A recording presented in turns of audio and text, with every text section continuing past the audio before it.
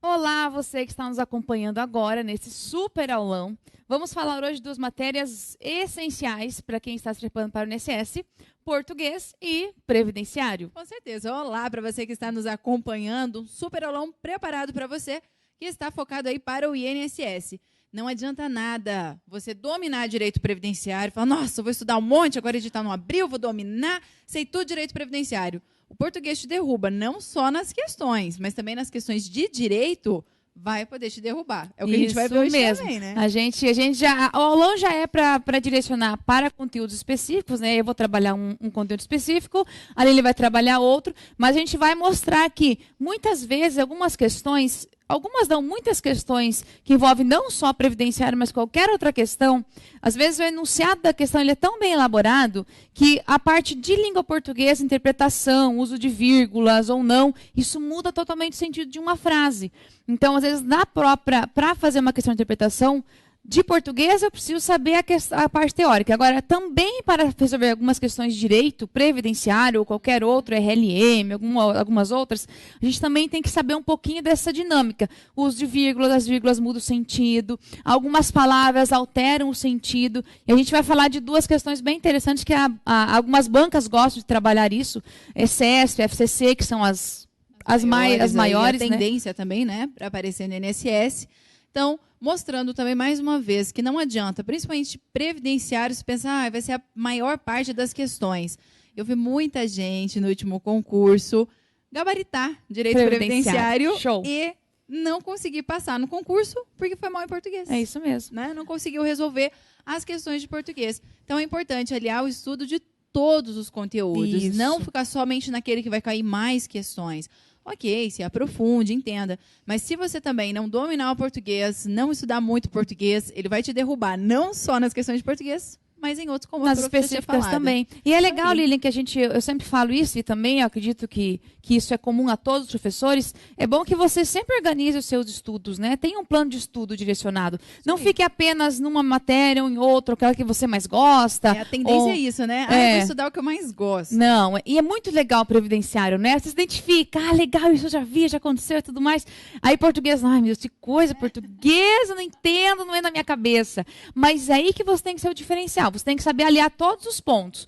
Estudar as matérias que você domina bem, que você gosta, aquelas que você odeia, que você não gosta, ou que você vai mal, aí você também tem que dar um pouquinho de crédito. Ou seja, direcionar um plano de estudos bem organizado, bem direcionado, aliar um tempo para cada matéria, não ficar só em uma. E, claro, as questões todas, independente da matéria que for, às vezes uma questão faz uma diferença enorme. E português é um diferencial. Quem vai bem em língua portuguesa se destaca com certeza porque é uma matéria que o índice de erro é muito grande. E muitas vezes até, se você tem dúvida na matéria, às vezes interpretando a questão, você já consegue eliminar e, opa, eu acho que está certa, eu acho que é tal alternativa, você consegue com o português. Isso é uma verdade. Então, com certeza, é muito importante aliar. E outra, qualquer conteúdo, quando a gente começa a estudar, até mesmo direito previdenciário, outros ramos do direito, ou se você tem dificuldade, muitas vezes, em raciocínio lógico, em matemática, em português, tudo é chato no começo. Você fala, eu não consigo entender, então é chato, eu não estou conseguindo aprender. Não gosto. Tem que insistir, estudar, ler, reler, ver as aulas, que com certeza, com um pouquinho de esforço aí, e um bom tempo de estudo, você consegue aprender e depois passa a ser gostoso, passa a ser prazeroso. A língua portuguesa é a mesma coisa. A mesma coisa. Né? Depois que você estuda um tempo, você começa a dominar o conteúdo. Então, claro, a primeira vez que você vai estudar um conteúdo, você não vai entendê-lo 100%, vai ficar alguma coisa para trás. Na hora de ver a questão, pensa, mas isso eu não sei direito. Isso é normal, é natural que depois, com o início de estudo, tudo é difícil. Eu sempre costumo falar língua portuguesa, se você vê assim umas 22 vezes cada conteúdo, tá craque. Mas 22 vezes tá bom. Né? Então, na 22ª vez que você vê o mesmo assunto, você vai dominá-lo totalmente. É porque fácil, né? Em português tudo depende do contexto, tudo. Mas isso você vai fazendo com o tempo. Qualquer questão, tanto de previdenciário quanto de português, se você conseguir associar teoria e prática, fazer exercício, ver conteúdo, refazer exercício, rever conteúdo, essa é a dinâmica. Porque se a gente fosse pensar na realidade, se fosse para você, por exemplo, matar um edital, tudo, você vê aí em um mês. Mas você não adianta ver uma vez apenas. Você tem que ver um mês, outro mês, vai vendo muitas vezes o mesmo assunto. Chega um momento que você, quando assistir uma aula, nossa, eu já sei isso. Ah, eu entendi isso. Essa é a dinâmica de aprender. Isso que é gostoso. Quando a gente vê até assim, o contato com os alunos, é isso. Ah, antes eu não entendia nada, eu não conseguia entrar nada. Você falava, eu não estava entendendo nada que você estava falando. É isso aí. Mas depois de um tempo começa a rever o conteúdo, começa a fazer exercícios. Até mesmo essa semana tive curiosidade, um aluno veio até falou, nossa, fim de semana eu estava lá na casa com os parentes, minha prima começou a perguntar de aposentadoria, e eu ia respondendo, eu ia falando, já estou começando a entender o assunto. Então é isso, é o tempo, é o isso estudo, aí. a persistência, que vai te levar e vai te garantir o sucesso e entender bem o conteúdo. Perfeito. Agora, português, dá para aprender também, né? Não é Dá, impossível. não é impossível. É difícil, mas não é impossível. Claro que português, o índice de erros é sempre maior que é difícil você gabaritar português, mas não é impossível. Então depende da prova a qual você esteja pretendendo fazer, ou o nível da prova, a concorrência. Também as provas vêm com uma dificuldade diferente, mas é possível sim. Então, se você conseguir fazer um pouquinho a mais do que os outros em língua portuguesa, com certeza, porque gabaritar o direito previdenciário não é tão difícil, né? Não. Porque você, com estudo assim, você consegue. Isso agora, a gente teve português... prova no último concurso. Isso. Né? Muitos alunos gabaritaram. Isso mesmo, isso agora, mesmo. o português é um pouquinho mais complicado, né? É, isso mesmo. Mas é possível, é possível. É difícil, mas é possível. Então, não se desespere. A gente quer hoje mostrar que são duas matérias que são diferentes, mas em alguns momentos elas se encontram. E é importante que você dê atenção tanto à previdência, que é uma matéria específica, importantíssima para o INSS, mas também português, que vem com uma carga muito grande, muito pesada também. Com certeza absoluta. Então, legal. Boa aula de português. Isso, vou começar, depois a Lilian volta, falamos mais um pouquinho e estudar bastante agora, porque senão a gente não consegue fazer nada. Legal. Boa aula, prof. Obrigada, Lilian. Pessoal, até daqui a pouco. Até. Então, a gente vai falar o seguinte hoje. Eu quero trabalhar com você um assunto bem legal. Não é tão difícil esse assunto, né, de língua portuguesa, não é daqueles mais difíceis, mas é um assunto bem importante, que é muito cobrado, que é a relação de colocação pronominal e emprego de pronomes. Então, a gente vai trabalhar com assuntos bem interessantes. Pense o seguinte, pronomes em língua portuguesa é um tipo de assunto que você vai ter em qualquer banca, em qualquer edital, você vai encontrar pronomes. Por quê? Os pronomes, eles são essenciais da língua portuguesa. Você não consegue compor uma frase, não consegue fazer nada se você não tiver realmente o entendimento do que é pronome, para que serve um pronome, quando você usa um pronome. Então, a gente tem vários tipos de pronomes, tá? Então, a primeira intenção que você tem que saber é o seguinte. Quando a gente fala em colocação pronominal, ou emprego de pronomes, eu não estou falando de todos os pronomes, não estou falando de todos eles. Nós temos, vou falar agora especificamente dos pronomes pessoais que eu falo. Nós temos dois tipos de pronomes pessoais. Do caso reto, e temos os pronomes pessoais que eu falo, que é do caso oblíquo. Então, esses pronomes, que são todos pessoais, pronome pessoal. Quando eu falo em colocação pronominal, eu vou me referir sempre ao pronome oblíquo. Então, é esse tipo de pronome que a gente vai pensar quando eu falo em colocação pronominal, tá? Por quê? Esses pronomes oblíquos, claro que não são todos eles, vou especificar mais um pouquinho, são apenas os pronomes oblíquos átonos. Então, todos esses pronomes aqui, eles não existem sozinhos, eles sempre existem em relação a um verbo. Ou eles vêm antes, ou vêm depois do verbo, ou vêm no meio do verbo. Essa é a lógica de emprego de pronomes e colocação pronominal. Então, a gente tem alguns que são bem importantes. Lembre-se que os pronomes oblíquos, eles têm várias funções em língua portuguesa. Eles podem ser complementos diretos e complementos indiretos. Então, aí é que você tem que perceber.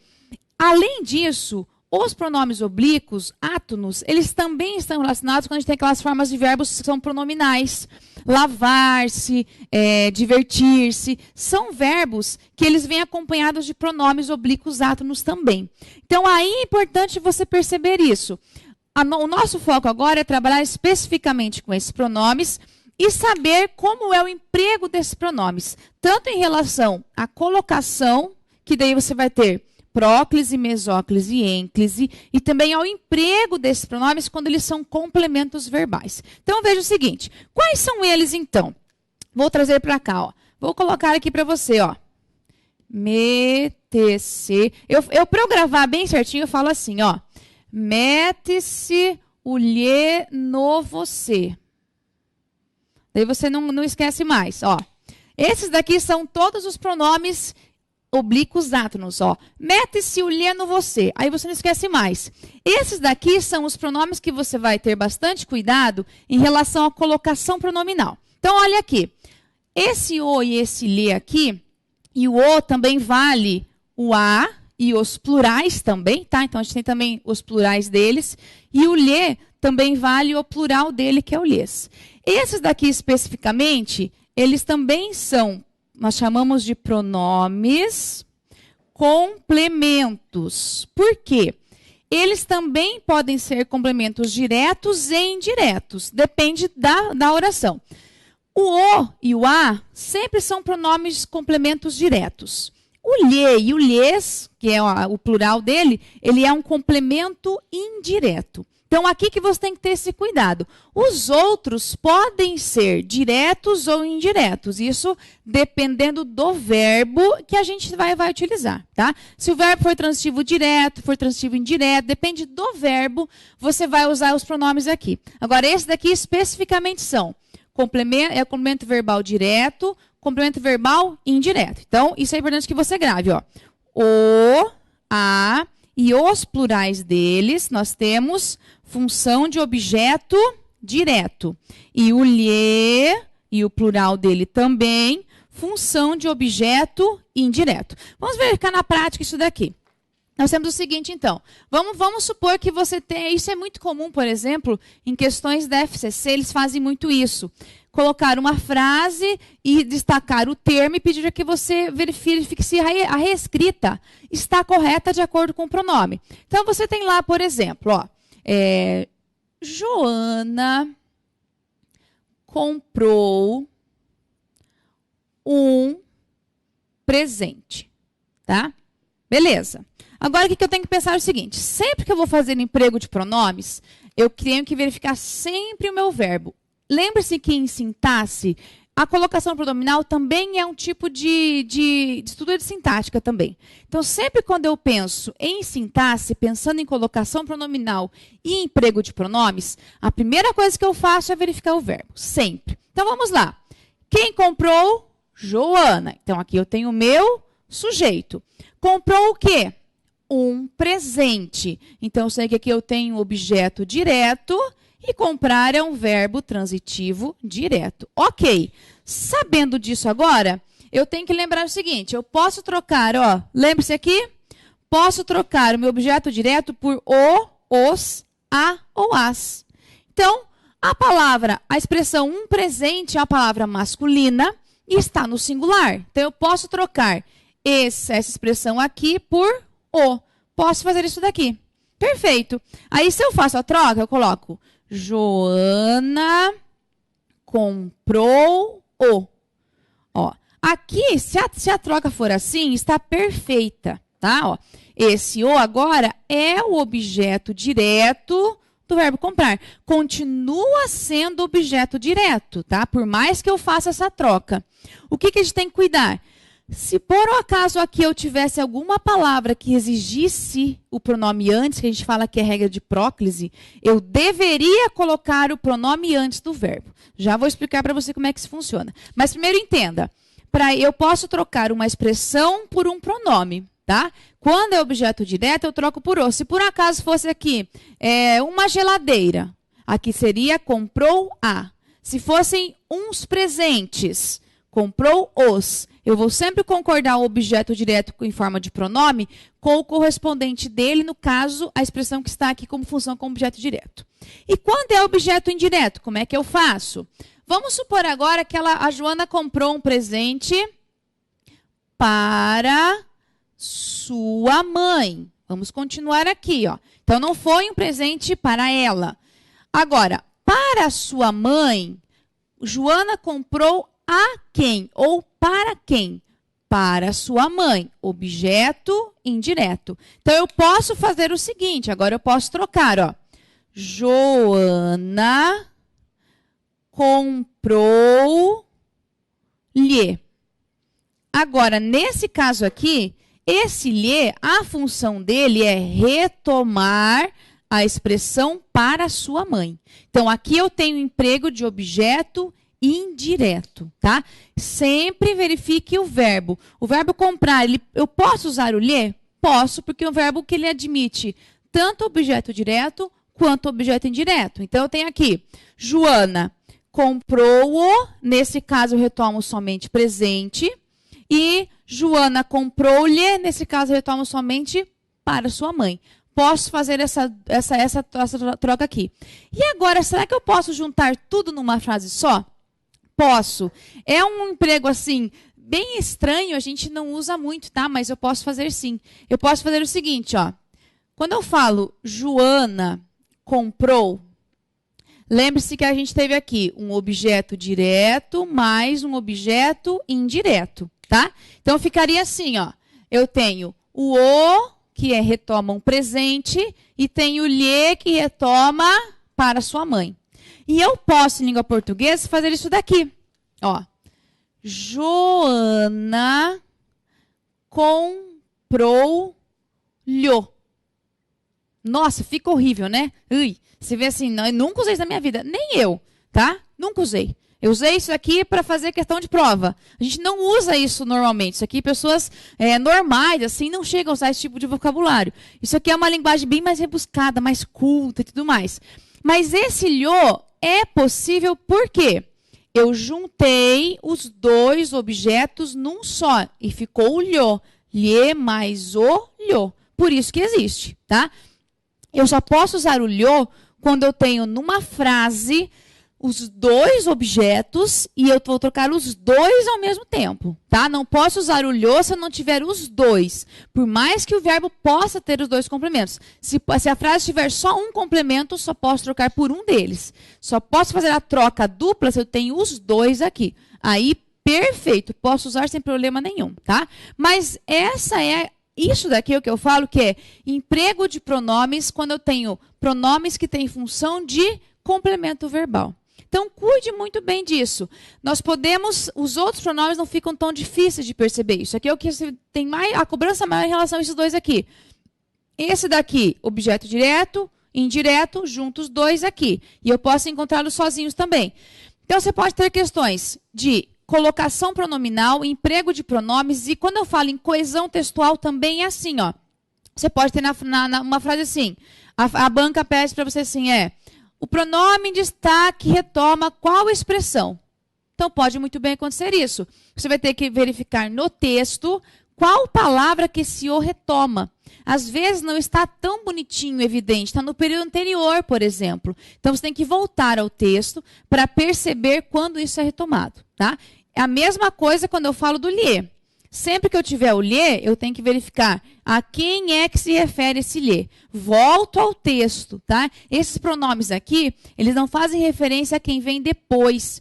Eles retomam algo que foi dito. Então, você tem que voltar ao texto para perceber quem é que esse pronome aqui retoma, a quem ele faz referência. Então, aqui você tem duas, já elimina aí assuntos de coesão textual e de emprego de pronomes quando você tem complementos verbais, tá? E aqui é algo não tão comum, mas algumas bancas já vêm cobrando esse tipo de estrutura aqui. Então, é bom que você saiba que ela existe, ela é possível. Então, se vier uma questão para você avaliar se essa frase está certa ou não, aqui está certo. Pode usar sem problema nenhum, não está errado, não é um problema sério.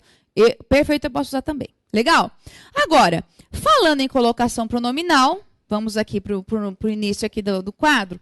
Eu quero pensar o seguinte para você.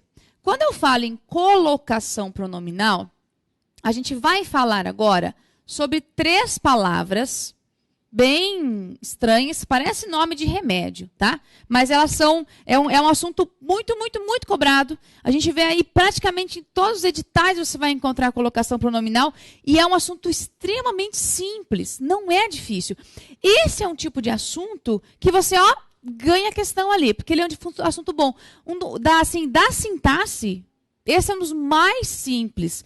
Bem mais fácil, por exemplo, que complemento direto, sujeito, toda aquela parte mais difícil. Isso é bem mais simples. Então, olha aqui. Sempre que você pensar em colocação pronominal, nós temos 3 palavras básicas. Nós temos que pensar assim. Essa colocação pronominal, lembre-se dos pronomes oblíquos átonos. Então, mete-se, olhou no você, olhando você, mete-se, olhou não. Mete-se, olhando você. O POA é a relação que eu tenho do POA em relação ao verbo. Essa é a noção, tá? Então, quando eu falo em colocação pronominal, eu sempre estudo aqui. Onde está o POA em relação ao verbo? Que é o pronome oblíquo átono em relação ao verbo. Sempre é assim. Então, nós temos 3 possibilidades.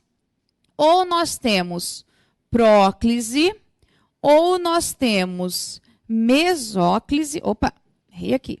Ou nós temos mesóclise, ou nós temos ênclise. Então, temos 3 possibilidades, tá? Próclise, lembre de pró, que vem antes. Então, na próclise, o POA vem antes do verbo, tá? Essa é a noção geral. POA antes do verbo. Na mesóclise, lembre de meio, tá? Então, o POA vem no meio do verbo. É isso mesmo, que é estranho, né? Mas ele vem no meio do verbo. E na ênclise, daí na ênclise não tem, né? O próclise eu posso até pensar em pró, mesóclise, meio, o ênclise não tem. Mas só sobrou ele, então é o POA que vem depois do verbo, tá? Então isso aqui é importante que você lembre. E lembre-se também do nome. Que às vezes a banca coloca exercício em que ela cobra o nome. Tá? Se está em posição de próclise, mesóclise ou ênclise, então você pode encontrar esses nomes também nas questões. Às vezes a questão vem inteira de próclise ou inteira de colocação pronominal, ou às vezes a banca cobra isso mesmo. Por exemplo, quer que você encontre nas alternativas qual delas não está em posição proclítica, que eles falam. Quer dizer, você tem que encontrar uma que não esteja assim. Tá? Essa é a noção. Então, além de você saber empregar isso daqui, tem que saber diferenciar os nomes também. Ok? Muito simples, então. Vamos pensar o seguinte. Quando eu falo em próclise, mesóclise e ênclise, lembre-se da seguinte situação. Naturalmente e geralmente, a regra geral é que um pronome sempre esteja ou em mesóclise ou em ênclise. Essa é a característica básica de qualquer verbo, tá? Quando existe próclise, aí ela manda nos dois. Então, pense assim, ó, a próclise sempre é o chefe, tá? Ela manda, ela é o chefão. Então, a próclise manda nas outras. Se eu tenho regra de próclise, vale a próclise. Não importa se tem mesóclise ou ênclise. Quem manda é a próclise, é ela que manda. Então, se eu não tenho regra de próclise, ou eu vou ter uma, ou eu vou ter outra. Se eu tenho regra de próclise, esquece as outras, o que vale é a próclise. Essa é a regra geral que você tem que perceber, para entender a diferença entre elas, tá? Então, por isso que, o que a banca faz bastante? As bancas, não só uma outra, todas fazem bastante. Usam um lugar, colocam na estrutura de uma frase, uma estrutura que deveria ser próclise e colocam em ênclise ou mesóclise. Para você perceber, você sabe. Como a próclise manda, então a banca faz o quê? Usa de uma forma errada para ver se você sabe que está errado. Ou para que você possa corrigir e tudo mais. Então, é isso que você tem que ter atenção. Se você souber todas as regras de próclise, as outras duas você automaticamente sabe quando tem que usar. Tá? Então, isso fica mais fácil. Vamos lá. Deixa eu começar aqui, então, em relação a uma característica básica da colocação pronominal. Nunca... Olha, que em português é interessante, né? É difícil, poucas vezes em português você fala nunca, tá? Você nunca inicia um período, por exemplo, uma frase com POA, tá? Então, o pronome oblíquo átono, ele não serve para iniciar período. Claro, né? Eu falei que nunca, mas tem só uma licencinha poética quando é poesia, tá? Vou ficar bem pequenininho aqui, ó. Tem algumas licenças poéticas, você vai perceber que às vezes uma questão, quando ela traz um poema, você pode encontrar lá um erro de colocação pronominal. Mas aqui é só na poesia, isso daí pode porque é licença poética, tá? Mas em regra geral, eu não posso iniciar uma frase com o POA. Por exemplo, me ajude, eu preciso de sua ajuda, por exemplo. Não posso falar me ajude. Ou então falar assim, me diga o que aconteceu ontem. Também não posso fazer isso, tá? Sempre que eu inicio um período com verbo, eu sempre tenho que usar ênclise. Se não houver justificativa de próclise, sempre vai ser ênclise. Então, aqui, por exemplo, deveria ser ajude-me. E aqui tem que ser diga-me, tá? Essa é a regra básica. Então, isso que você tem que entender. Eu não posso começar uma oração e qualquer um deles, tá? O me, te, se, qualquer um deles. Eu não posso começar uma oração com esse me aqui no começo ou pô no começo, tá? Isso também vale quando é pausa, quando eu tenho uma vírgula. Cuidado, mas essa vírgula é quando você começa um período logo após a vírgula. Se você tiver, por exemplo, uma oração e entre o pronome e o verbo ali tiver uma expressão intercalada, já não vale a mesma lógica. Já coloco um exemplo para você perceber isso. Mas a regra geral é que eu não posso começar um período que, quando esse período é iniciado por verbo, ele não pode vir o pronome antes do verbo. Tem que vir depois. Se por um acaso fosse um verbo no futuro, aí eu teria que usar mesóclise, tá? Então, a regra básica de ênclise é que comecei um período com verbo, tá? Eu vou sempre usar a ênclise. Essa é a regra básica. Então, verbo está no imperativo, o verbo começou o período, tanto no início quanto depois da vírgula, sempre eu vou usar a ênclise. Comecei um período com gerúndio, por exemplo, vírgula e gerúndio, comecei lá meu período. Vou colocar também a ênclise. Essa é a regra básica. E agora, com a mesóclise é muito fácil, tá? Ela é bem estranha, bem feia assim, né? Nossa, que horror. Mas ela é assim mesmo, tá? Ela é feinha assim, mas é muito simples. Porque a mesóclise, ela só existe com 2 tempos verbais, tá?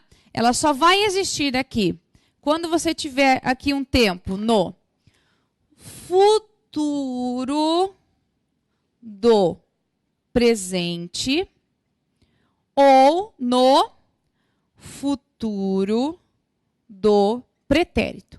Já vou colocar no exemplo para você perceber que isso é muito simples, tá? Os dois do indicativo, tá? Tanto um quanto o outro são do indicativo. Então, veja o seguinte. Por exemplo, eu coloquei aqui o verbo dizer, verbo ajudar. Então, agora eu vou colocar o seguinte. Como é que eu posso colocar o verbo dizer, por exemplo, no futuro do presente? Vamos supor se fosse eu. Seria direi. Eu direi alguma coisa, tá? Futuro do pretérito, eu diria se soubesse alguma coisa, tá? Então, você tem aqui, ó. Direi, futuro do presente, diria, futuro do pretérito. Perfeito. Agora, como é que eu vou pensar em colocação pronominal? Vamos falar assim, ó. Direi a ti. Diria a ti. Agora, eu vou trocar esses dois aqui por um poa, tá? Ou seja, no lugar aqui eu posso colocar o ter, que é segunda pessoa, tá? Então, a ti está na mesma linha do te. Então, ali eu posso trocar um pelo outro. Nesse caso, como que ficaria? Eu não posso, se você fizer assim, ó, opa, deixa eu apagar aqui que eu errei. Se vocês encontrar num período assim, ó, direite, assim, ou diria-te, assim, está errado, tá? Por quê? Eu tenho o verbo conjugado no futuro do presente e aqui no futuro do pretérito. Então, o certo é o seguinte, agora eu vou ter que quebrar meu verbo aqui, vou ter que tirá-lo. Como é que eu faço isso? Eu tenho que pegar aquela palavrinha que mostra que é futuro. Para eu saber que o verbo está no futuro, estão vendo que eu tenho esse ei aqui, ó. Aqui marca o futuro do presente. E esse ia marca o futuro do pretérito. O que eu vou fazer? Agora eu vou quebrar o meu verbo no meio e colocar o pronome ali. Então vai ficar assim, ó.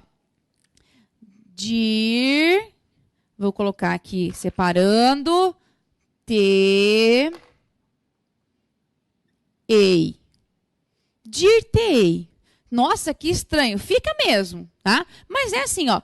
dir-te-ei alguma coisa. Quer dizer, direi alguma coisa a ti, tá? Coloco no meio.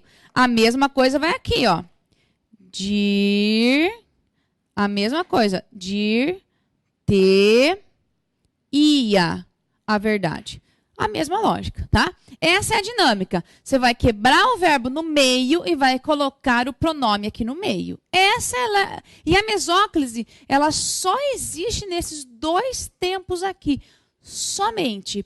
E ela só existe quando, se eu tiver regra aqui de próclise, eu obrigatoriamente coloco antes. Por exemplo, se eu tivesse assim, uma das regras de próclise é usar a palavra não. Se eu tivesse um não aqui, seria não te direi. Ponto final. Esquece que vai vir no futuro. Não tem regra agora. Quando é aqui, mesma coisa. Ó. Não te diria. A mesma coisa, tá? Tanto um quanto o outro. Então, só vai valer a regra de mesóclise quando eu começo um período com verbo, tanto no início quanto depois da vírgula, e se eu tiver regra de próclise, vale a próclise. Não importa se o verbo está no futuro. Não importa. O que vale é isso daqui. Então, é isso que você tem que ficar atento, tá? Eu tenho ênclise, que nós vimos aqui, e agora eu tenho a mesóclise ali. Tanto uma quanto a outra, elas perdem o poder se entra o chefão, que é a próclise, tá? Então, aqui você tem ênclise. O certo é aqui, ó. Não posso colocar antes, tem que ser sempre depois. Então, essa é a regra básica. Agora, vamos pensar na regra agora que nós temos de próclise, porque a próclise, sim, é o que vai dar o diferencial. Então, se você souber bem as regras de próclise, dificilmente você vai errar uma questão dessa, tá? Então, veja só. Para você gravar a regra de próclise, lembre-se de uma palavrinha aqui, ó. Nariz de. Esse nariz pode vir com S, tá? Essa aqui é uma licença poética de regras, então não tem problema, tá? Pode usar. Aqui nós temos as regras de colocação pronominal. Vamos lá. Vamos entender o que é cada um delas. Ó, vou colocá-las aqui. Nariz de. Então, como que são essas regras? Se você tiver, por exemplo, uma palavra negativa e ela tem que estar antes do verbo, tá? Se tiver uma palavra entre a palavra negativa e o verbo, já não vale, tem que ser antes do verbo. Se tiver uma palavra negativa, vai valer a próclise. Beleza. Se você tiver um advérbio, também vai valer a próclise. Se você tiver um pronome relativo, também você tem a próclise. Se você, por exemplo, tiver um pronome indefinido, vale também a próclise. Tiver uma conjunção subordinativa, também vale a próclise. E se tiver um pronome demonstrativo, também vale a próclise. Então, aqui você tem as regras principais de colocação pronominal. Então, se você tiver uma palavra negativa, por exemplo, não, sei lá, nunca, jamais. Então, você vai ter próclise.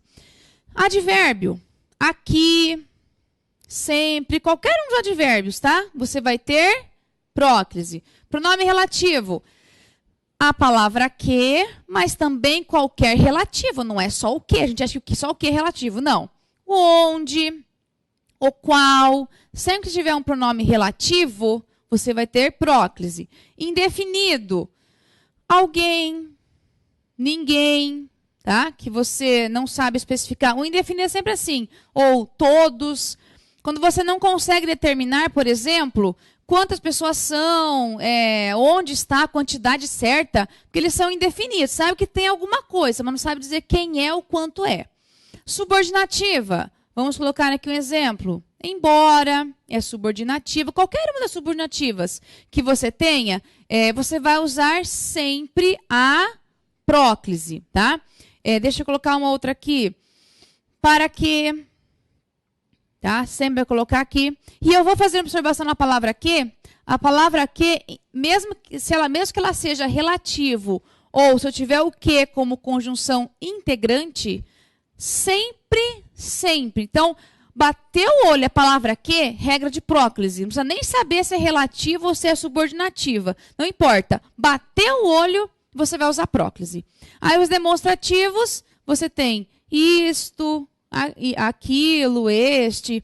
Então, são todas palavras que atraem o pronome. São todas regras de próclise. Então, olha que não é tão difícil assim, tá? É só você tem que lembrar. Tem próclise, vale a próclise independente do que vier, se é ênclise ou mesóclise, não importa. Ela manda. Vamos colocar alguns exemplos, então. Se eu falar assim, ó, não te direi a verdade. Ó, então, veja que eu tenho aqui, mesmo tendo o verbo que está no futuro, não importa. O que vale aqui, ó, é a palavra negativa. Então, o pronome vem, ó, antes do verbo. Essa é a lógica. Vamos pegar um advérbio aqui, ó. Se eu falar, aqui se vive muito bem. Beleza. Então, olha só.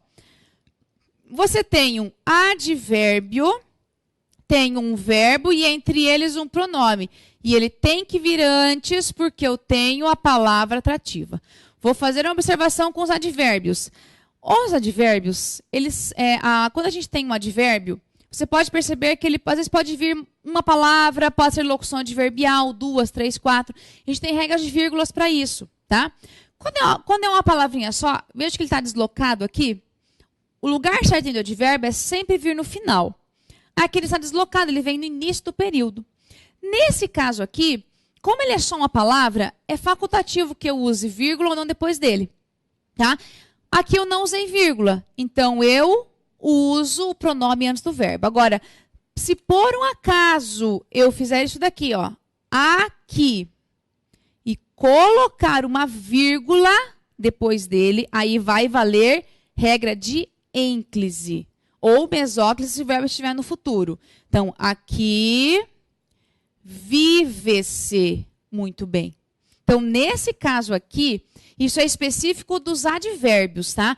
Os advérbios, quando eles são uma, duas palavras, é facultativo que você use ou não as vírgulas para isolá-lo.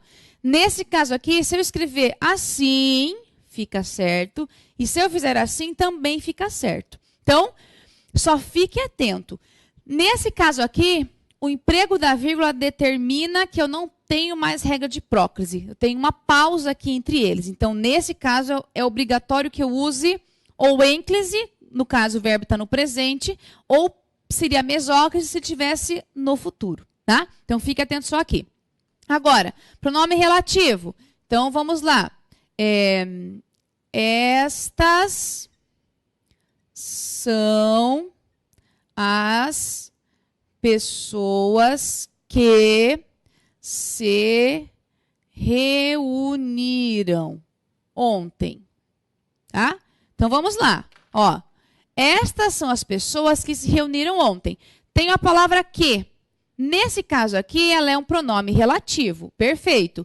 Se fosse, por exemplo, se no lugar do que tivesse as quais, também valeria a mesma coisa, tá? Não, tem que ser um pronome relativo. Então, veja que eu tenho um verbo aqui e o pronome está antes do verbo. Agora, se a banca fizer assim, que eu já vi algumas questões da banca é esperta, hein? Ela gosta de confundi-lo. Falar assim, por causa da presença de um advérbio, o pronome se deve vir depois do verbo por causa de regra de próclise. Cuidado, tá? Esse advérbio aqui, tanto faz como tanto fez. Não importa o que você tenha depois do verbo.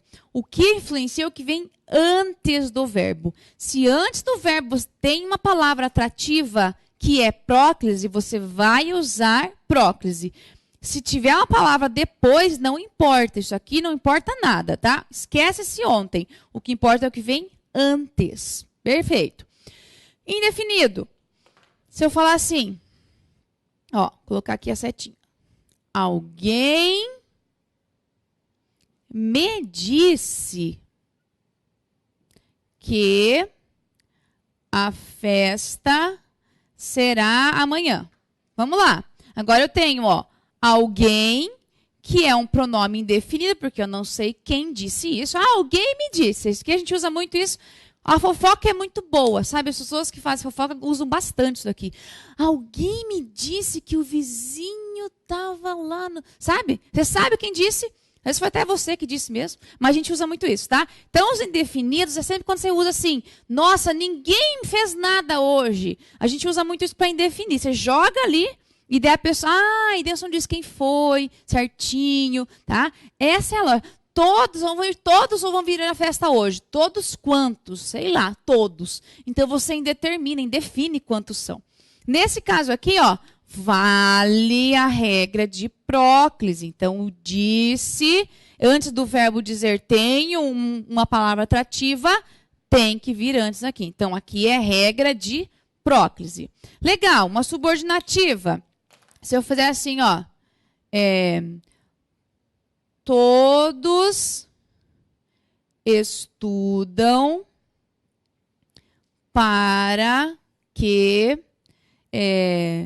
se consiga a aprovação. Então, você tem aqui, todos estudam para que se consiga a aprovação. Então, você tem esse para que aqui, é uma conjunção subordinativa que indica finalidade, pronome antes do verbo, do mesmo jeito, tá? Então, você vai usar o pronome antes do verbo. Essa é outra regra. Demonstrativo. Isto me ajudou muito. Ó, isto me ajudou muito. Perceba, então, que eu tenho a palavra isto, que é um demonstrativo, e eu tenho o pronome antes do verbo. Então, de novo, eu tenho uma regra aqui de próclise. Viu como é fácil? Não é tão difícil assim. O que é que você tem que gravar? Grave o nariz de. Lembre-se do nariz de. Ah, então sempre que for assim é próclise, tá? Não importa se há ênclise ou se há mesóclise. Apareceu a próclise, ela manda. É ela que vai mandar sempre. Claro que nós temos aí algumas características bem especiais em relação a essas colocações pronominais. Só fique atento ao seguinte. Nós temos, por exemplo, um caso em que não há uma regra de próclise, ênclise e mesóclise nenhuma, tá? Quando eu tenho um sujeito que ele é determinado, ele está ali na frase antes do verbo, eu não tenho uma regra para isso. Então, se eu escrever assim, ó, José lavou-se, ponto. E se eu tiver assim, José se lavou, ponto. Aqui, eu não tenho uma regra de próclise ou ênclise que justifique o emprego de nenhuma delas. Eu tenho um sujeito explícito. Então, quem se lavou? José, sujeito. Aqui eu tenho meu sujeito, perfeito. Mas eu não sei especificamente, não tem uma regra, ó. Não é início de período para eu ter que usar a ênclise. E eu também não tenho palavra atrativa que justifique o uso de próclise. Então, nesse caso aqui, eu posso usar tanto ênclise quanto próclise. Isso daqui, então, lembre-se que é quando você tem um sujeito explícito, ele está ali escrito antes do verbo. Aí eu não tenho como ter uma regra específica para isso.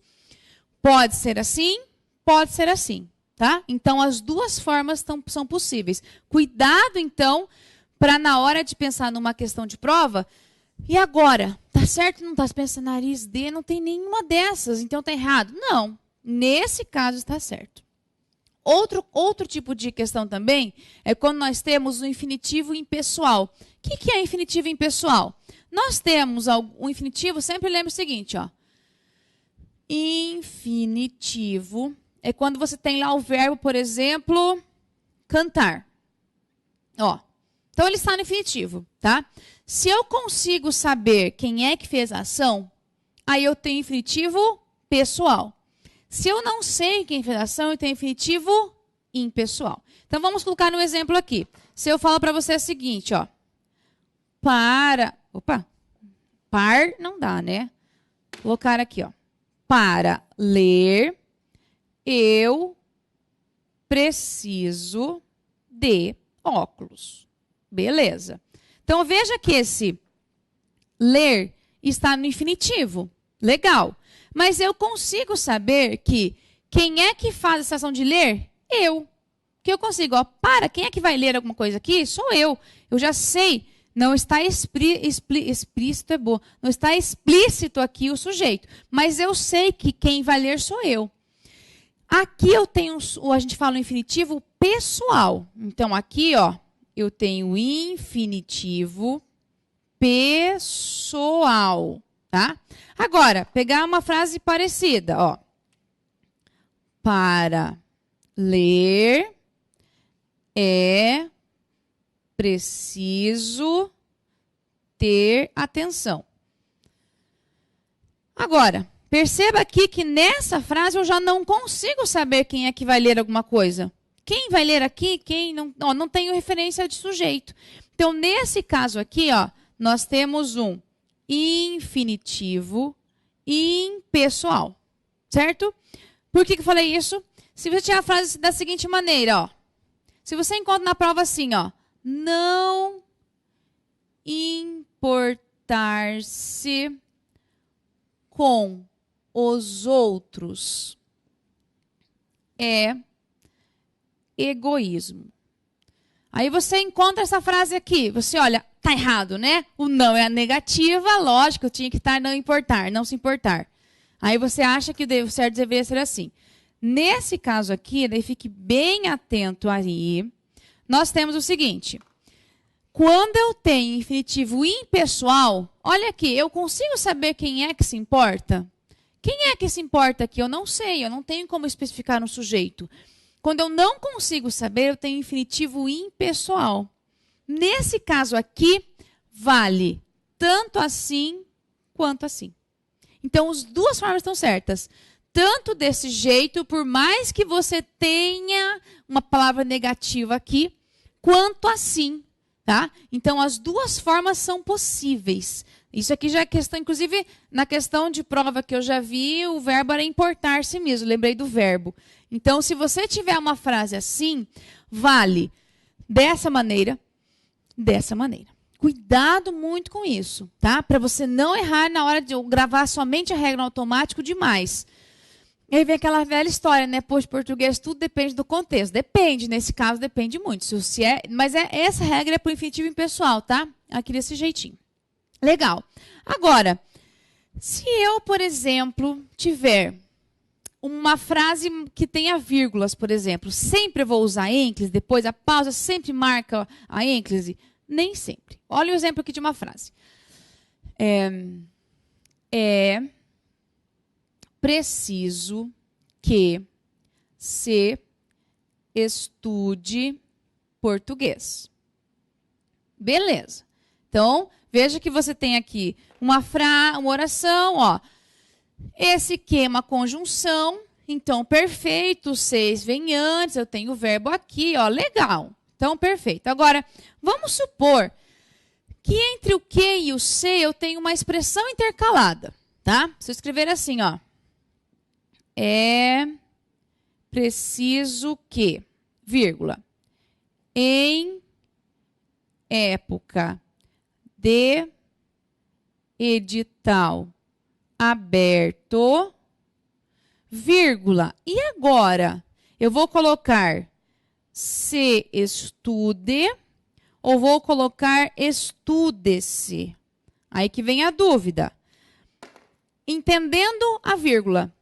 Nesse caso aqui, a vírgula, ela não é uma pausa que eu dei entre duas orações, tá? Então, só vale a pausa que a gente fala é quando a pausa separa duas orações. Nesse caso aqui, ó, você está percebendo que essa vírgula, ela está acompanhando a outra vírgula. Eu tenho uma expressão intercalada. Então, o que vale é a ordem direta. É preciso que se estude. Essa é a regra básica. Essa informação aqui, ó, ela está intercalada. As duas vírgulas estão aqui. Então, nesse caso, o que vale é aqui, tá? Então, cuidado. Eu só vou marcar pausa sintática quando eu separo 2 períodos. Aí eu tenho pausa sintática. Agora, nesse caso, eu tenho uma expressão intercalada. A minha oração principal está aqui. Se eu tirar essa expressão daqui, eu posso muito bem tirar e colocar no final do período. Ó. É preciso que se estude em época de edital aberto. Então, essa é uma expressão que ela está intercalada. A ordem direta do período ainda está aqui. Ainda eu tenho como regra palavra que atrai o pronome para antes dela. Então, fique atento a isso. É bom que você perceba sempre a estrutura do período. Eu só vou fazer essa lógica quando realmente eu tenho uma pausa. Por exemplo, se eu fizer assim, ó.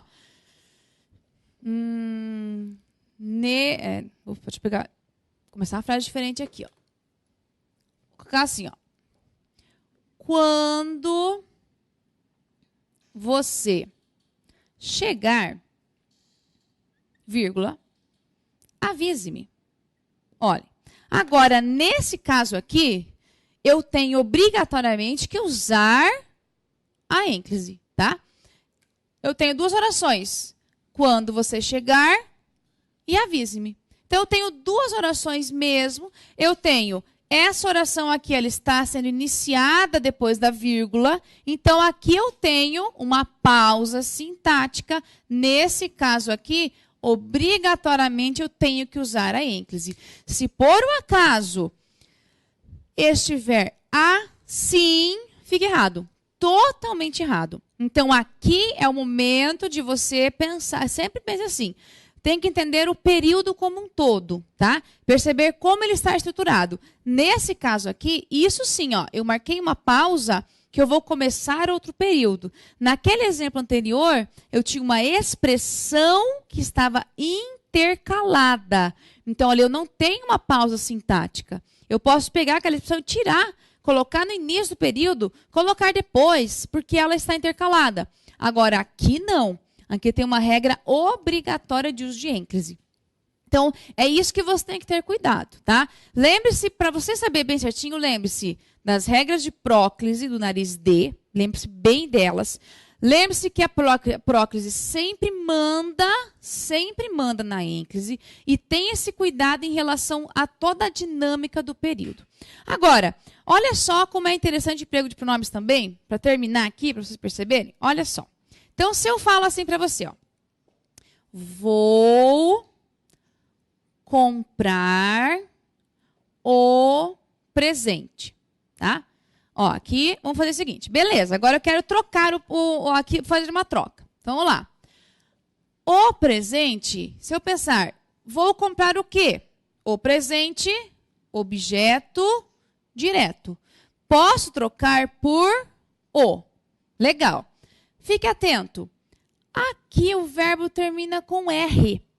Quando o verbo termina com R, S ou Z, eu tenho que tirar essa letra e colocar um L junto ao pronome. Então, ficaria assim, ó.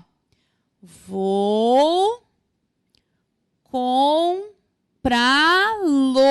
Ó, agora sim, ó. Eu troquei assim, eu tiro esse R daqui e acrescento esse L. Tá? Então, fica, vou comprá-lo. Agora, se fosse assim, ó. Comprarei o presente. Vamos pensar no futuro. Seria a mesma coisa, né? O presente, objeto direto, vou trocar por o. Então, como é que ficaria? Se eu só fizer a troca, olha como é que ficaria estranho. Comprarei o. Ah, legal, tá certo? Não, fique esperto aqui, ó. Eu tenho futuro. Não posso, isso aqui é nunca é um pecado mortal. Não posso ter esse o depois. Então, como é que eu vou fazer? Vou ter que colocar no meio. Vamos para cá. Então, ó, você tem lá o comprarei o. Vamos passar agora para baixo. Beleza, vou quebrar o verbo no meio e colocar mesóclise.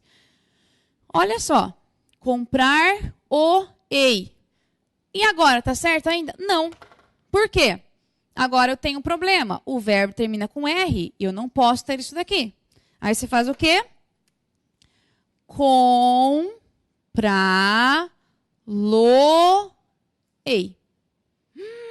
Meu Deus do céu, isso pode? Pode. Aqui eu tenho aquela regra de troca, ó. Comprá-lo-ei. Aí eu tenho aqui regra de mesóclise com emprego de pronome tudo ao mesmo tempo. Por isso tem que saber os dois, tá? Coloquei os dois, ó. Emprego de pronomes e colocação de pronome tudo ao mesmo tempo. Legal? Beleza. E vou só fazer uma observação final agora sobre o particípio. Lembre-se que nunca um pronome pode estar junto ao particípio, tá? Ó, particípio não tem pronome, nenhum deles, tá? Então, os po, eles não vão acompanhar o particípio. Por exemplo, vamos colocar um exemplo aqui, ó.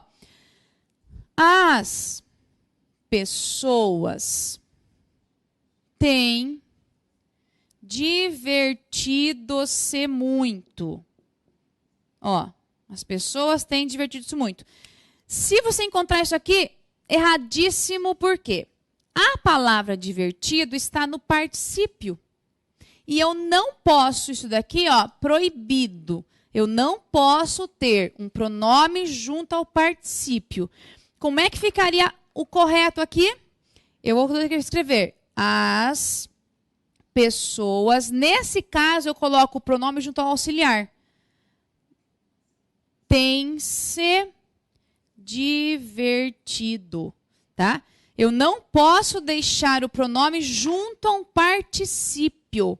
Nunca, tá? Ele não pode estar junto. Então, você tem uma expressão assim, uma locução verbal, e você tem um pronome, ele vai ficar junto do auxiliar e não do particípio. Isso sobra o particípio, tá? Para o futuro, para o infinitivo e gerúndio não tem problema, ó. Por exemplo, eu posso escrever assim, vou comprá-lo, não tem problema nenhum, tá? Ou vou dizer-lhe, também não tem problema nenhum. Agora, esse daqui não pode jamais. Fique atento, que a banca vai colocar essas regras bem estranhas, sabe, que a gente tem. Aí sim você tem que ter esse cuidado. Tudo bem? Então, para finalizar, a Lília já vai aqui, a gente vai já começar a parte dela, a gente já vai fazer a nossa parte aqui de mesclar as duas matérias. Mas lembre-se, tem que lembrar a regra de ênclise, tem que lembrar a regra de próclise e mesóclise. Lembrar que a próclise manda. Então, decore as regras de próclise. Encontrou problemas de regra de próclise, vale a próclise. Essa é a base de toda a sua trajetória. Lembre-se muito bem disso. Você vai conseguir entender muito bem se você dominar muito as regras de próclise. Legal? Vem a Lília, então. A gente vai fazer um comentário agora Então, de algumas questões que ela trouxe de direito.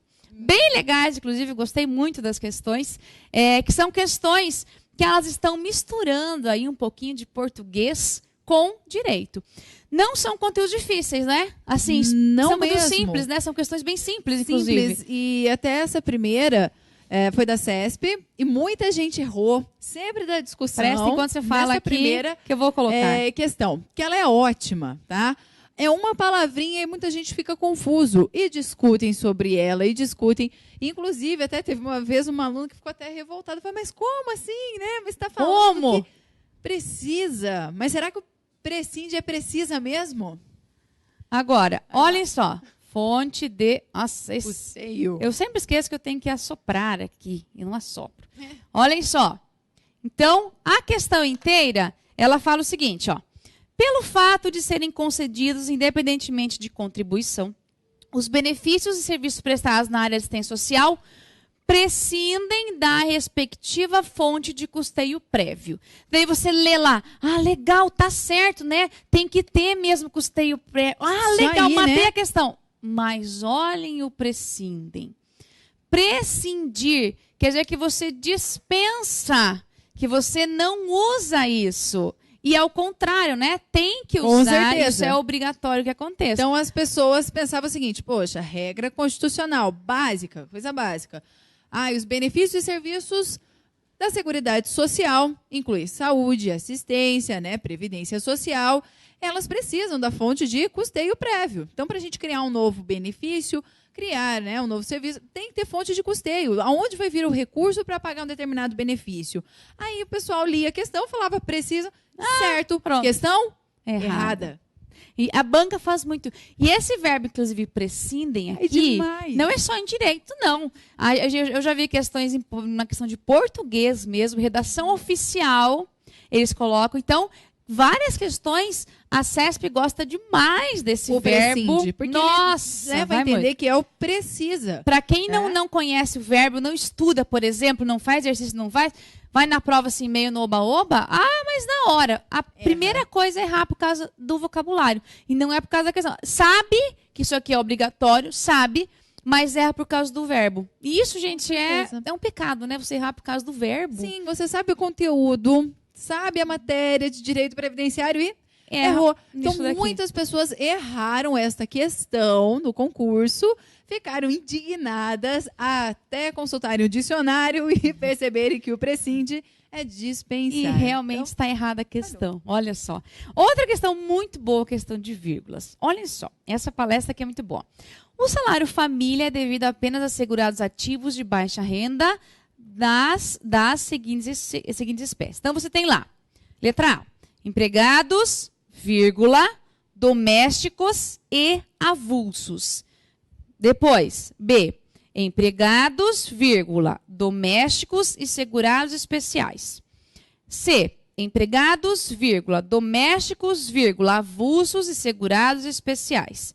D, empregados, vírgula, exceto domésticos, vírgula, e avulsos. E a E, empregados, vírgula, exceto domésticos, vírgula, e segurados especiais.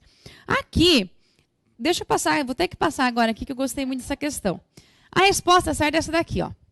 Empregados.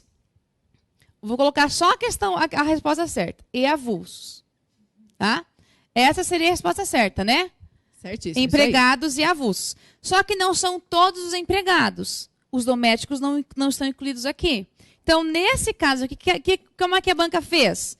Ela colocou exceto domésticos. Ó, pronto, e colocou uma vírgula.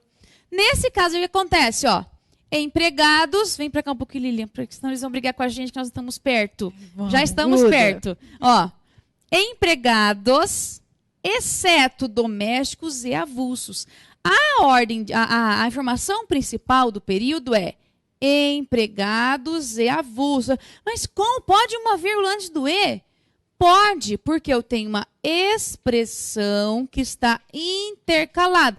Essa vírgula e essa vírgula são companheiras, são amiguinhas. Ó. A informação principal está aqui. Então, foi usada a vírgula só para mostrar que, dentre os empregados, só não pode os domésticos. Então, são os empregados avulsos. Aí, você tinha uma outra questão aqui, que tinha empregados domésticos sem a vírgula e avulsos. Então, isso tem que cuidar. Aqui era uma questão praticamente domínio. Claro, tinha que saber o conteúdo, lógico, não tinha como acertar. Sim. Mas também, se você não sabe o uso de vírgulas aqui, você pode errar por causa disso. E eu vejo muitos sentem dificuldades nessa questão. Eu já vi diversos alunos com dificuldade. Mas como a vírgula aqui, a pessoa não compreende, mas como que está correta? Uhum. Então, regrinha aí de português que pode derrubar você em uma questão de direito. Vírgula é muito bom. A vírgula muda tudo o sentido, né? Muda demais. Precisa. Muda muito, ó. Colocar uma Tem frase gente que acha bem... que pode colocar onde quiser, né? Ó. Vou colocar uma regra bem... Uma frase bem pequenininha, ó. Mário estuda. Quando eu falo Mário estuda, eu estou falando que ele estuda. É uma frase declarativa. Agora, se eu ver isso aqui, eu transformei o Mário no vocativo e aqui no verbo imperativo. Mário estuda. Mudei o sentido só por causa da vírgula. E aqui também. Por exemplo, eu não podia tirar a vírgula aqui. Ficaria errado o período daí. Aí a estrutura ficaria errada. Também não posso tirar aqui, porque ficaria errado. É obrigatório o uso das vírgulas aqui.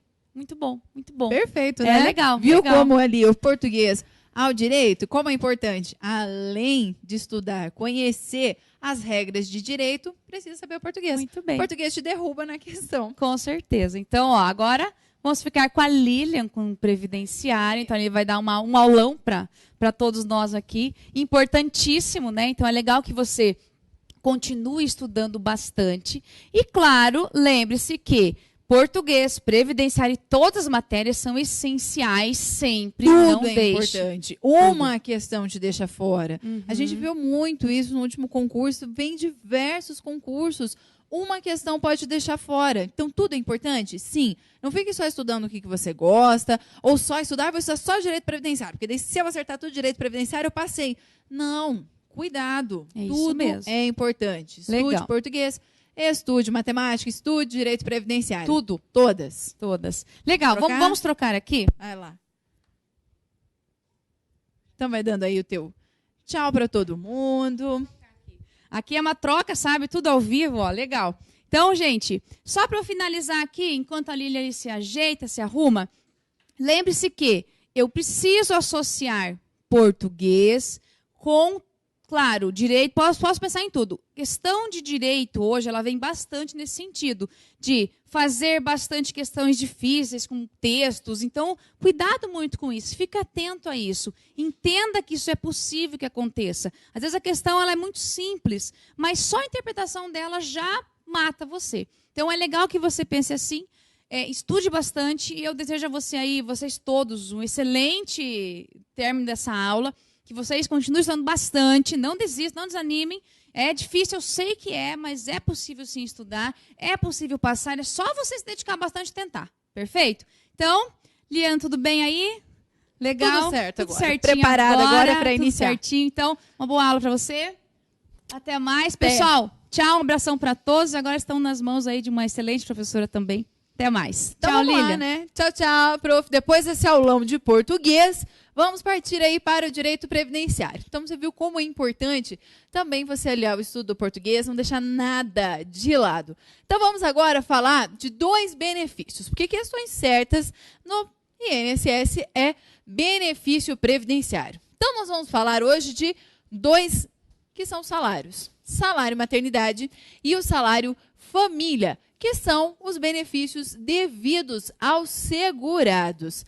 Os dependentes terão direito ao auxílio reclusão e terão direito à pensão por morte. E estes benefícios aqui dos salários são devidos especificamente para os segurados. Então, hoje, o salário maternidade, ele teve uma grande modificação no ano de 2013. Então, nós tivemos uma alteração com relação ao salário maternidade. O salário maternidade, que antes era devido somente para as mulheres, hoje é devido também para os homens.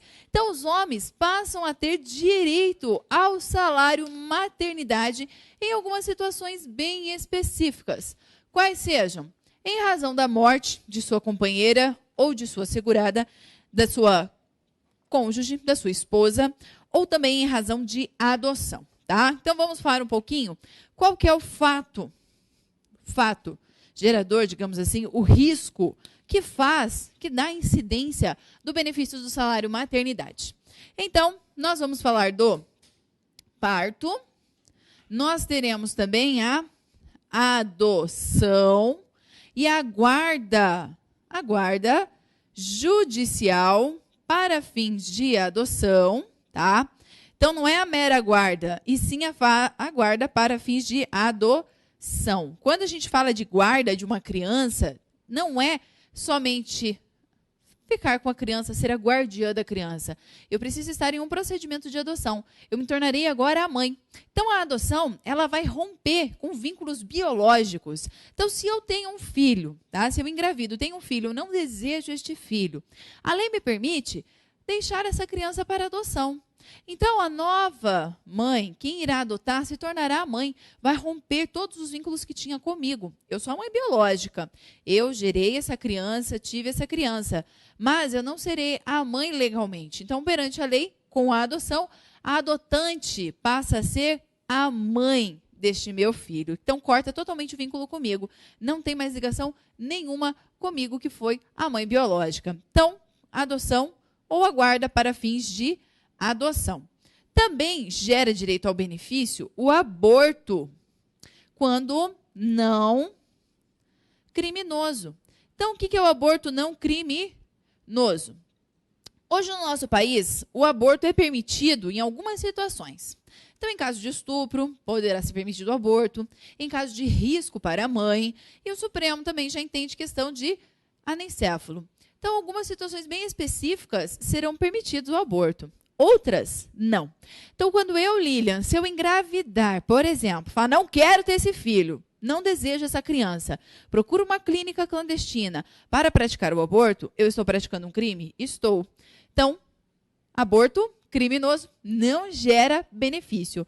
E também o aborto natural. Eu engravidei e, de repente, acabo sentindo muitas dores, vou para o hospital e acabo perdendo essa criança. Estava ali com 2 meses de gestação e acabo tendo um aborto.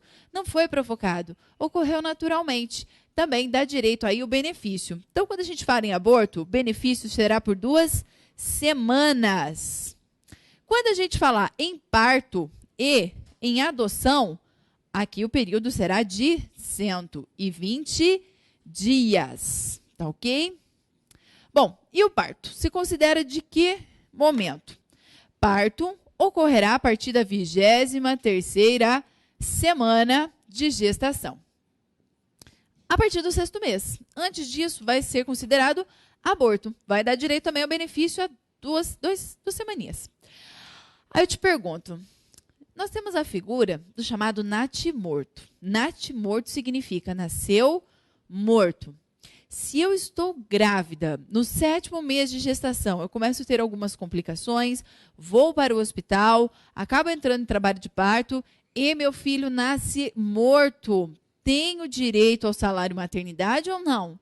Tenho, em razão do parto. Ocorreu o parto. Mesmo que meu filho não tenha sobrevivido, gera direito ao benefício também, tá ok? Então, vou ganhar o benefício por 120 dias, tá? E cuidado, hein?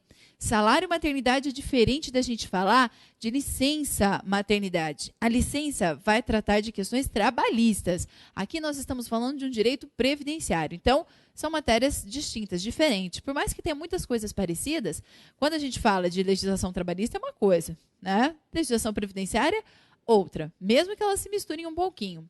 Então, parto, 120 dias, tá ok? É claro que, em razão do parto, este benefício só vai ser devido para as mulheres, né? E o aborto também para as mulheres. Por quê? Até agora, homem não está podendo engravidar, correto? Então, ainda é somente nós que geramos, que engravidamos, e aí vamos ter o parto, só nós mulheres. Agora, a adoção e guarda para fins de adoção vai ser devido tanto para as seguradas mulheres, como também vai ser devido para os segurados, para os homens. Também teremos aqui guarda ou a adoção. E os homens ainda, como eu já havia falado, quando a sua mulher tem um parto, então, no caso de falecimento da segurada, aí também gera direito ao benefício para o seu cônjuge ou o seu companheiro. Então, ele também vai ter direito ao benefício quando ela falecer. Porque imagine a situação, que complicado. A mulher, não o homem, né? Eu e meu marido, estamos ali casados, felizes com a vinda do primeiro filho. No 8º mês de gestação, eu começo a desenvolver alguns problemas de saúde. Começo a ter algumas complicações e, no momento do parto, eu acabo falecendo. Vou a óbito no momento do parto. O meu marido vai ficar sozinho. Me perdeu e agora vai ter que cuidar do nosso filho sozinho. Ele, pela legislação trabalhista, teria direito à licença paternidade aí por 5 dias, né? Pela CLT teria 5 dias. Poxa, 5 dias? O que é um bebê com 5 dias? Tão pequenininho, e agora? O que ele vai fazer? Chama a mãe dele? Pois é, pode até chamar a mãe dele para ajudar. Mas hoje a lei vai assegurar dele dar continuidade ao salário maternidade ou receber o benefício por todo o período que seria devido a este benefício. Então, o benefício do salário maternidade, ele pode ter início, tá? Então, pode-se iniciar o benefício 28 dias antes do parto, terminando 91 dias depois desse. Em algumas situações extremas, podemos ampliar o benefício aí por mais 2 semanas através de atestado médico, quando a mãe precisa de um período maior de repouso. Mas pode-se iniciar em 28 dias antes do parto. Nem sempre a gente vai conseguir verificar o dia do parto. Pode adiantar. Pode ser que tenha, né? Hoje já consegue. Olha, vai nascer no dia 20 de dezembro. Vai nascer no dia 10 de janeiro. Mas às vezes esse parto adianta. Às vezes acontece alguma coisa, alguma situação, e o bebê não espera até o dia que o médico previu para o parto. Então ele pode se iniciar, mas pode se iniciar também com a ocorrência aí do parto, depois do parto, sem problema nenhum. Se a mulher já tinha iniciado o recebimento, então começou 28 dias antes do parto, no momento do parto acontecem alguns problemas e ela acaba falecendo, o seu companheiro, o seu cônjuge vão ter direito a receber o benefício pelo período restante. Enquanto que, se ocorrer a morte, antes não tinha se iniciado o benefício, então vai utilizar por todo o período aí restante. É isso que o dispositivo da lei trouxe agora de alterações com relação ao salário maternidade, sendo a renda mensal calculada com base no valor que ele ganha, que o meu cônjuge ou companheiro receba. Perfeito? Então, vamos seguindo aqui, falar um pouquinho mais desse salário. Agora, com a adoção, como é que fica a situação? Tanto a segurada como o segurado poderão receber durante 120 dias o benefício. Então, a lei fala, se eu adotar uma criança, eu tenho 120 dias. Antes dessa alteração, em 2013, nós tínhamos aí uma progressividade, né? Então, era 120, no final eu recebia por 30 dias, se eu adotasse uma criança, por exemplo, com 7 anos de idade. Agora não importa a idade da criança, eu tenho direito a 120 dias. É isso que a legislação traz. Tanto segurada como segurado. Então, se um homem adotar hoje, se deu a possibilidade dele receber? Sim. Agora, a legislação fala também o seguinte, de um mesmo processo de adoção, ambos não podem receber. Então, vamos supor, se 2 homens adotarem uma criança em conjunto, então nós já temos decisões aí no nosso país, já tem algumas pessoas conseguindo sim adoção homoafetiva, 2 mulheres, 2 homens. Então, hoje já está sendo aí progressivamente ocorrendo essas situações. Nessa situação, se 2 adotarem junto, um recebe, o outro não. A mesma coisa se eu e meu marido a gente adotar uma criança. Eu vou receber, ele não vai receber o benefício. Então, não pode acumular, decorrente de um mesmo processo de adoção, os benefícios do salário maternidade. É isso que a lei está trazendo. Mas, hoje também já foi possível, então, o homem ser contemplado com essa possibilidade de receber o salário maternidade pela adoção ou guarda para fins de adoção. O que é importante a gente também falar sobre a questão do salário maternidade?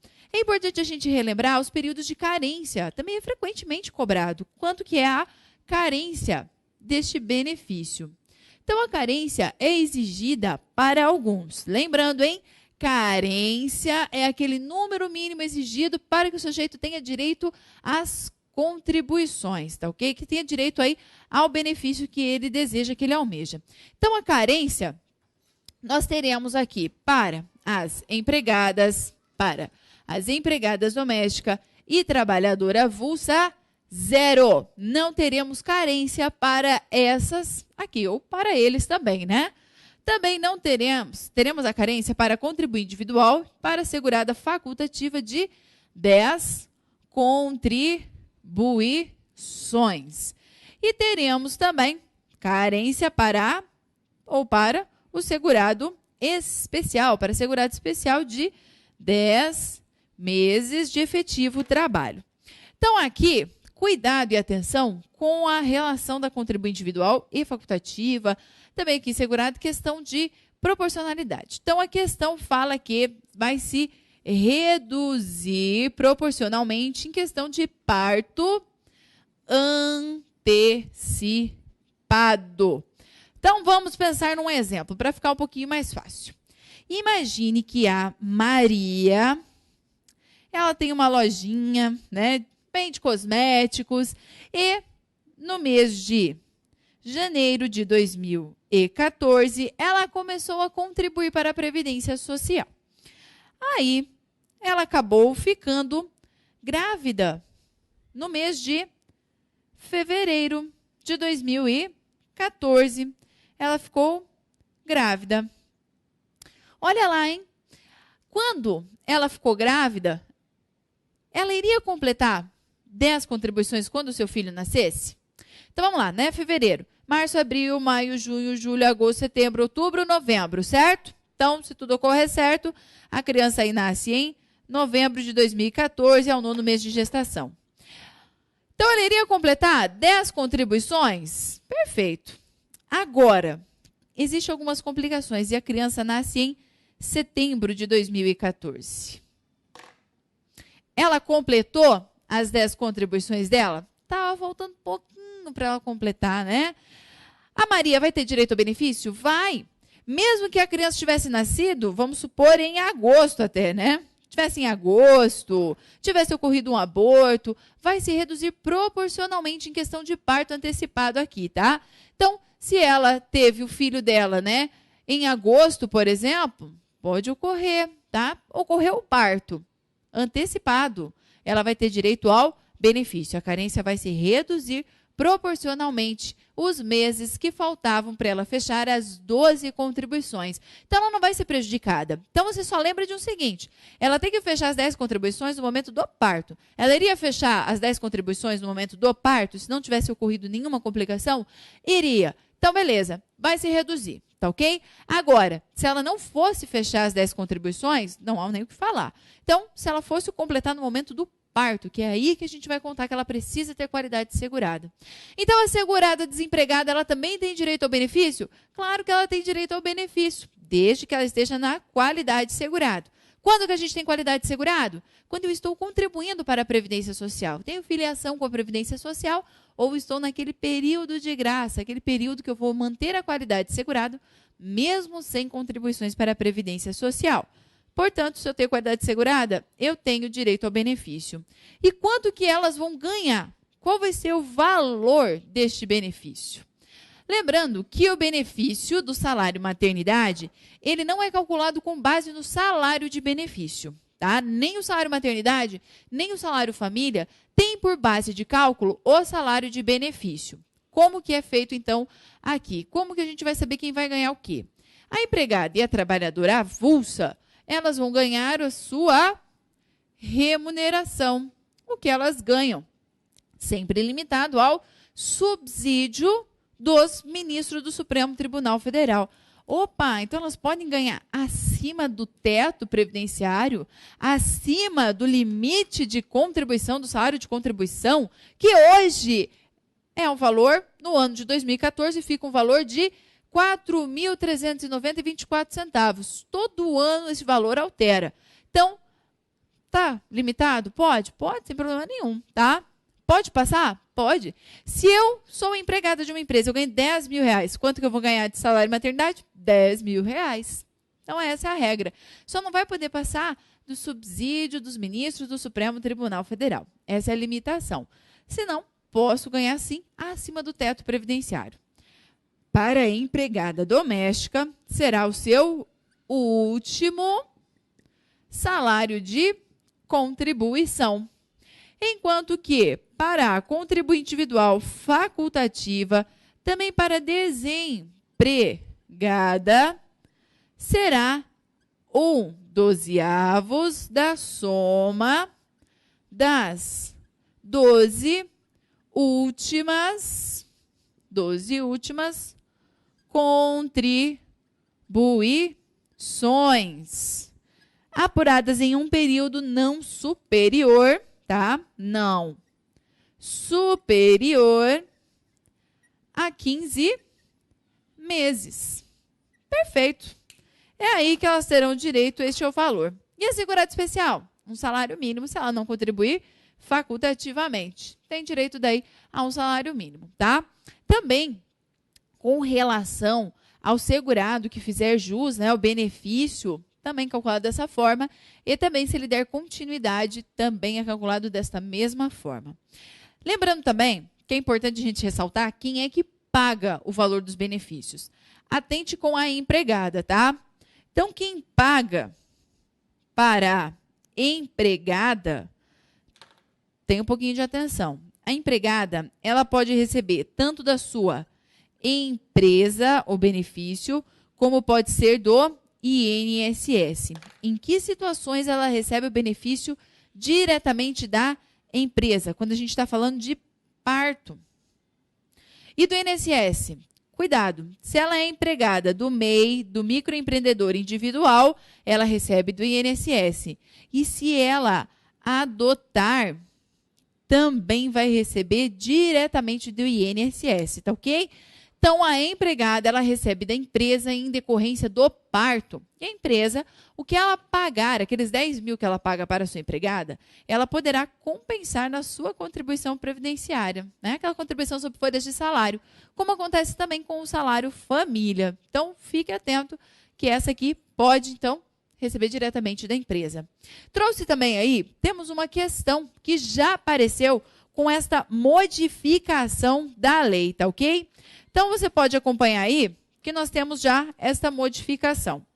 Então, fala o seguinte, no falecimento da segurada, que fizer jus ao recebimento do salário maternidade, o benefício A cessará, uma vez que a prestação é devida exclusivamente à segurada. Não, hoje não. Não é devido exclusivamente à segurada. O segurado também hoje pode receber o benefício nas causas de adoção ou no caso de falecimento da sua companheira, da sua cônjuge. B. Será pago por todo o período ou pelo tempo restante a que teria direito ao cônjuge ou companheiro sobrevivente, que tenha qualidade de segurado? Certíssimo. Então, letra B, poderá sim aí dar continuidade ao benefício. Então, pode ser pago também, claro, para o segurado. Aqui fica uma pegadinha também legal. A lei fala da questão da acumulação de benefícios, correto? Aí você pode estar se perguntando, se ele era o cônjuge, ele tem direito à pensão por morte? Tem. Poxa, então ele vai poder acumular? Por enquanto, sim. Então, cuida das regras da acumulação de benefícios. O que não está proibido na lei é permitido, tá? Então, precisa conhecer as regrinhas da acumulação? Com certeza, que estão lá na Lei 8.213, também no decreto, né? O artigo 124 da Lei 8.213 fala da questão da acumulação de benefícios. Então, é importante, porque o que não está proibido está permitido. Perfeito? Então, em regra, ainda nós não temos nenhuma proibição legal. Então, poderia acumular sim. Aí você fala que será pago aos representantes legais da criança, caso tenha qualidade de segurado. Negativo, não pode ser pago. Só fala do cônjuge ou companheiro. E ainda, se ele abandonar a criança ou se a criança falecer, ele não tem direito a ampliar. Está aí no dispositivo de lei que está no seu material. Então, ele não pode receber o benefício se a criança vier a falecer ou ele simplesmente não quiser, tiver o abandono aí da criança. A D será transformada em pensão por morte, ou até mesmo se a companheira, né, acabou abandonando, se não quiser a criança. Não será transformado em pensão por morte. Uma coisa é a pensão por morte, outra é dar continuidade ao salário e maternidade. E será transformado em pecúlio. Não tem nem essa questão de pecúlio aí, tá ok? Tranquilo então até aqui? Então vamos falar agora sobre o salário família. Outro salário que é previsto aí dentre os benefícios previdenciários. Então, salário família, junto com o auxílio reclusão, na emenda 20 de 98, emenda constitucional 20 de 98, foi reduzido aí para baixa renda, tá ok? Para os dependentes, no caso do auxílio reclusão de segurado baixa renda, e aqui também devido para os segurados de baixa renda, tá? Então, hoje, valores para segurado de baixa renda é de R$ 1.025,81, tá? Que é determinado anualmente sobre portaria interministerial. Então, a portaria interministerial, todo ano, qual ministérios? Ministério da Previdência Social, mais o Ministério da Fazenda, colocam as regras. Quem vai ser considerado segurado de baixa renda para fins previdenciários para receber o salário família ou para fazer jus ao auxílio reclusão. Então, essa portaria que altera o valor todo ano. Aí eu te pergunto, você precisa decorar este valor? Não. Como que a questão vai trabalhar com você? Toda vez que ele quiser falar de baixa renda, ele vai colocar assim o seguinte, ó. O Mário e a Maria. Eles trabalham como empregados na empresa ABC e cada um ganha R$ 724 por mês. R$ 724 por mês. Nessa situação, Mário e a Maria, se tiverem filhos de até 14 anos, vamos supor que tem um filho de 10 e um de 12 anos, poderão receber a sua cota do salário família? Com certeza, porque ambos serão considerados segurados de baixa renda. Ah, se os dois são segurados de baixa renda, os dois têm direito? Sim, os dois têm direito ao benefício do salário família, tanto o Mário como a Maria, mesmo com relação aos filhos em comum que eles tenham, sem problema nenhum. Eles vão ter direito ao benefício, tá? Então, aqui, ó, é uma cota aí para cada filho. Então, recebe uma cota o Mário e uma cota da Maria com relação a cada filho que eles têm. Ou a questão, em vez de falar, colocar um valor, ela não vai colocar o valor, ela vai escrever o seguinte, que o Mário e a Maria trabalham na empresa ABC e ambos são segurados de baixa renda. Então, ela vai deixar expresso que eles são segurados de baixa renda, tá ok? Ou então vai colocar o valor do salário mínimo, ou então coloca baixa renda, para que você saiba que eles são segurados de baixa renda. Perfeito? Então, vamos deixar o Mário e a Maria aqui por enquanto, que a gente ainda vai trabalhar bastante sobre eles, tá? Vamos fazer aí mais umas questõezinhas sobre ele. Então, vamos falando aí do salário família. Então, o salário família, ele é devido para os empregados e trabalhadores avulsos na ativa que sejam considerados de baixa renda, tá ok? Mas também poderá ser devido para os aposentados. Ó, que legal. Então, os aposentados também terão direito, tá?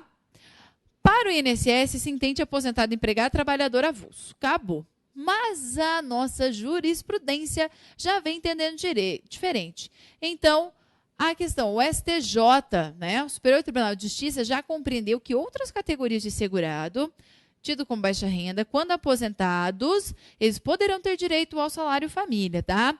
Mas fica atento, a questão está te pedindo a lei, então, é aposentados. Como que a lei fala?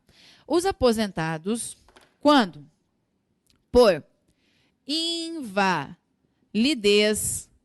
ou por idade, têm direito ao benefício. Os demais aposentados, eles terão direito, isso é, quando eles forem aposentados por tempo de contribuição ou têm direito à aposentadoria especial, aí eles farão jus ao benefício se homem aos 65 anos de idade e as mulheres aos 60 anos de idade. Claro, se tratar-se de trabalhadores rurais, trabalhador rural, aí nós vamos diminuir aqui 5 anos. Então, mulheres aos 60, né, aos 55, homens aos 60 anos, tá? Quando empregado rural, trabalhador avulso rural, tá ok? Então, é assim que a lei determina. Então, vamos para o texto da lei. Então, os aposentados por invalidez ou por idade, né, nessa categoria, têm direito ao benefício. Então, muitas vezes as bancas, elas vão cobrar que o empregado ou o trabalhador avulso quando aposentado. É isso que eles vão te cobrar em geral. Mas já está vindo aí várias jurisprudências, já está surgindo, pipocando aí nos nossos tribunais, a questão de todos os segurados terem direito quando aposentado. Mas só responde isso, presta atenção no que eu estou falando. Se você só vai marcar isso, se vier uma questão falando que o STJ entende. Então, qual é a tendência? Quem pede muito isso? A banca CESP. Então, a CESP, ela gosta muitas vezes de cobrar jurisprudência, mas calma. Então, só se ela te pedir, porque isso não é regra. As bancas, as provas, elas vêm no geral falando só do aposentado empregado, do trabalhador avulso, que se tem, o INSS também compreende assim que só tem direito aposentado quem tinha direito na ativa, tá ok? Então, toma cuidado aí, tá? Porque você pode, às vezes, ler alguma coisa, ver alguma coisa, mas já tem entendimento. Então, você toma cuidado com o que a questão está te pedindo. Esse a banca vai te cobrar jurisprudência ou não. Fica ligado, tá ok? Então, vamos para frente para falar aqui mais um pouquinho sobre o salário família. Tem direito também quem recebe auxílio-doença? Sim, quem está em gozo de auxílio-doença. Então, o empregado que esteja em auxílio-doença, ele pode receber enquanto ele recebe o auxílio-doença? Pode, sem problema nenhum. Quando a gente fala, então, desses aposentados ou quem está em gozo de auxílio-doença, o benefício vai ser pago pelo INSS. Quando a gente falar do empregado, quem paga o benefício é a empresa, que depois faz a compensação, né, nas suas folhas de salário, e o trabalhador avulso, o órgão gestor de mão de obra ou o sindicato da categoria mediante convênio com a Previdência Social. Então, ele também daí vai poder pagar com convênio com a Previdência Social. Tá ok? Então, o que é mais importante a gente falar aqui também, tá? Quais são os requisitos para este benefício? Vamos tratar de alguns requisitos. Primeiro, tem direito a este benefício quando, então, o segurado considerado de baixa renda em decorrência de filhos, tá? Com filhos ou equiparados. Quem são os equiparados aos filhos? Os equiparados aos filhos são enteado e o tutelado, tá? Até 14 anos de idade, salvo ser inválido, né? E o inválido aí não limita a estes 14 anos de idade. Então, olhe lá. O decreto exige que vai ter direito ao benefício quando ele apresentar a documentação, certidão de nascimento, documentação relativa aos seus equiparados. Apresentando a documentação para que mantenha o benefício, então, vamos poder falar para manutenção do benefício sendo pago, ele precisa anualmente, a carteirinha de vacinação, apresentar a carteira de vacinação, ou seja, provar que ele vacinou efetivamente seu filho, né? O equiparado ao filho. Isso exigido até os 6 anos de idade. Enquanto é exigido daí semestralmente a frequência escolar daquele filho equiparado ao filho entre os seus 7 e 14 anos de idade. Ah, Lília, mas agora eu vi que a Constituição alterou, que agora já tem outras normas, agora a idade escolar não é mais a partir só ali, né, de 6 anos, 7 anos de idade, eu sei que é menos, beleza. Mas o que o decreto fala? Fala isso, vamos seguir o decreto para a prova, tá ok? Então, 6 anos, carteirinha de vacina, de 7 a 14 anos, eu tenho que apresentar a frequência escolar. Se não apresentar a frequência escolar, tem direito em atraso, assim, que não recebeu, até tem, mas tem que provar que houve efetivamente a frequência escolar, que ele estava frequentando a escola, bem como se houve realmente a vacinação. Então, por exemplo, a Maria lá, vamos falar um pouquinho da Maria, né? A Maria, junto com o Mário, eles esqueceram de apresentar na empresa a frequência escolar, né, do seu filho Joãozinho e o Joaquim. Esqueceram. E agora, o que acontece com o Mário e com a Maria? Vai suspender o benefício, não vai ser pago o benefício neste período, até eles apresentarem. Agora, a Maria tinha que apresentar, por exemplo, ali no mês de julho, por exemplo, né, para mostrar o semestre. E ela atrasou e só vai apresentar lá em agosto. Se ela provou que houve a frequência, ela recebe o que tinha suspenso? Sim. Mário também, tá ok? Pode receber? Sim, tá? Agora, outra questão legal que pode aparecer é o seguinte. Quando esses dois recebem um benefício, podem receber juntos, porque não é a questão da soma da renda familiar para a gente dizer que é baixa renda. E sim é o que cada um ofere ganhando. Então, se o Mário e a Maria, eles são segurados de baixa renda, cada um ganhar, por exemplo, um salário mínimo, ambos têm direito ao benefício, tá? Não é somar o que os dois ganham. Agora, se o Mário ganhasse R$3.000 e a Maria ganhasse um salário mínimo, quem ia ter direito ao benefício? Somente a Maria tem direito ao benefício do salário família. Perfeito. Vamos supor que o Mário e a Maria, eles recebem o benefício, tá? Mas o Mário e a Maria eles gostam de gandaia, né? Gostam de sair fim de semana. E daí eles falam o seguinte, ó, Joaquim, você é mais velho, né? Agora vamos aumentar um filho, tá? Eles têm um filho também de 3 anos de idade. Você é o mais velho, você já é responsável, tá bem grandinho. Então, enquanto nós vamos pro bailão, você vai cuidar dos seus irmãos, beleza? Beleza. Então tá. Aí o Joaquim tem 12 anos e fica lá jogando videogame, né? Tá lá jogando videogame, super concentrado. Ai, menina, eles são baixa renda, eles têm videogame? Tem videogame, tá ok? Então eles jogam lá videogame, estão lá animados. E ele não vê que esse irmãozinho de 3 anos de idade está lá na cozinha, né? E consegue alcançar com uma cadeira, tá bem ligeiro, bem esperto, o fogão, e ele começa a brincar com o fogão. E nisso ele acaba se machucando e queimando a mão dele.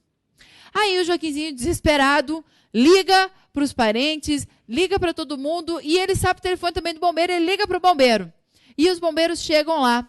3 crianças na casa, né? Um adolescente já, e mais 2 crianças ali dentro de casa, 11h30 da noite, e cadê os pais das crianças? Estão no bailão. E aí, o que você acha? Geralmente, quando acontece um negócio desse, se a criança se machucou, ele está com ferimento em todo o seu braço, queimou o rosto da criança, está internado, em estado grave. O que você acha que vai acontecer com esse pai e com essa mãe? Com o Mário e com a Maria? Provavelmente o juiz vai tirar as crianças dele, vai falar, não, vocês não têm condições. Ainda tem aqueles vizinhos que ajudam. E, ó, eles saem todo fim de semana. Eu vejo, hein? Todo fim de semana estão lá no bailão e deixam essas crianças aí sozinhas. Perfeito. O juiz tira as crianças do Mário e da Maria. E passa a responsabilidade para a avó materna. Sabe o que acontece com a cota do salário família? Essa cota do salário família vai ser pago aqui, ó, para a avó materna. Então, a avó materna vai receber a cota do salário família. Mas você fala, pera lá, mas não é benefício para os dois? Não é para o Mário e para a Maria? Pois é benefício devido a eles, mas para os encargos familiares, para ajudar aí no sustento desses filhos. E, simplesmente, eles perderam a guarda dessas crianças. Hoje está com a avó materna, então ela vai poder receber por força lá do decreto. Então, o decreto prevê que em caso de divórcio, por exemplo, também, né, da Maria e do Mário, se a Maria ficasse com as crianças, poderia a Maria receber as cotas do Mário e também um outro guardião. Então, no caso aqui, ficou a avó materna, ficou com a guarda, ficou com essas crianças, pode receber as cotas aí do salário família que são devidas para o Mário e para a Maria. Então, é um benefício que pode ser pago até mesmo para terceiros, que não sejam os próprios segurados, mas são nessas situações, caso de divórcio ou a perda do poder familiar. Por isso que a avó ficou, porque houve a perda do poder familiar. Então, o juiz retirou deste pai e dessa mãe o poder familiar. Eles não vão ter direito a essas crianças, cuidar dessas crianças, pelo menos por um tempo, né? Até que se reabilite. Aí também já é outra legislação, já é outra coisa. Perfeito? Então, entendido aqui a questão do Mário e da Maria. Ambos recebem, cada um recebe uma cota, tá? Então, essa cota, ela é determinada num valor X. Então, o salário família, junto, por exemplo, também com o auxílio acidente, são benefícios que não têm por objetivo substituir a renda do trabalhador. Então, como não tem por objetivo substituir a renda do trabalhador, eles não precisam ser benefícios no valor de um salário mínimo. Então, as cotas do salário família, eles não são no valor acima do salário mínimo. Todo ano, essa portaria interministerial também acaba determinando quais são as situações, né? Qual é o valor, quem ganha de X até X ganha tanto por filho, de tanto em tanto ganha tanto. Então, ela coloca os valores. Você precisa decorar? Não, você precisa saber que eles vão receber. Então, o Mário aqui, com relação aos 3 filhos, tá? Esquece toda essa situação da avó materna, tudo. Mas ele tem direito a 3 cotas do salário família? Sim. E a Maria mais 3 cotas? Sim, porque ambos têm filhos até os seus 14 anos de idade. Se este filho aqui, mais velho, o Joaquim, já tivesse com 15 anos, mas fosse inválido, poderia gerar direito? Sim, também, tá? Mas cessando a invalidez, cessa o benefício. Com a morte dos filhos, cessa o benefício também, mesmo imediatamente anterior. No aniversário, mesmo imediatamente anterior, também cessa o benefício. E aqui também, fica atento, hein? Questão do desemprego, cessa o benefício. Então, é um benefício que não recebe no período de graça. Aquele período que o sujeito pode ficar, né, mantendo a qualidade de segurado sem contribuições.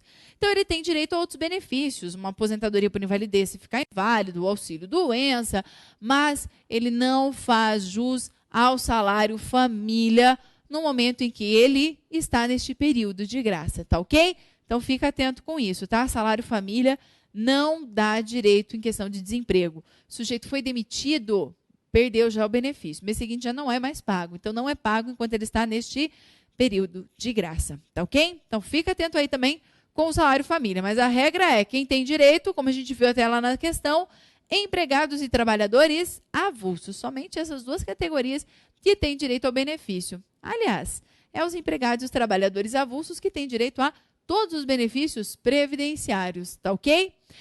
Vou também, para terminar aqui, vou fugir um pouquinho do salário, né? Já vimos a questão. Vou fugir um pouquinho para falar com uma coisa que eu estou vendo que muitos sentem dificuldade, que é a questão de tempo de contribuição e carência.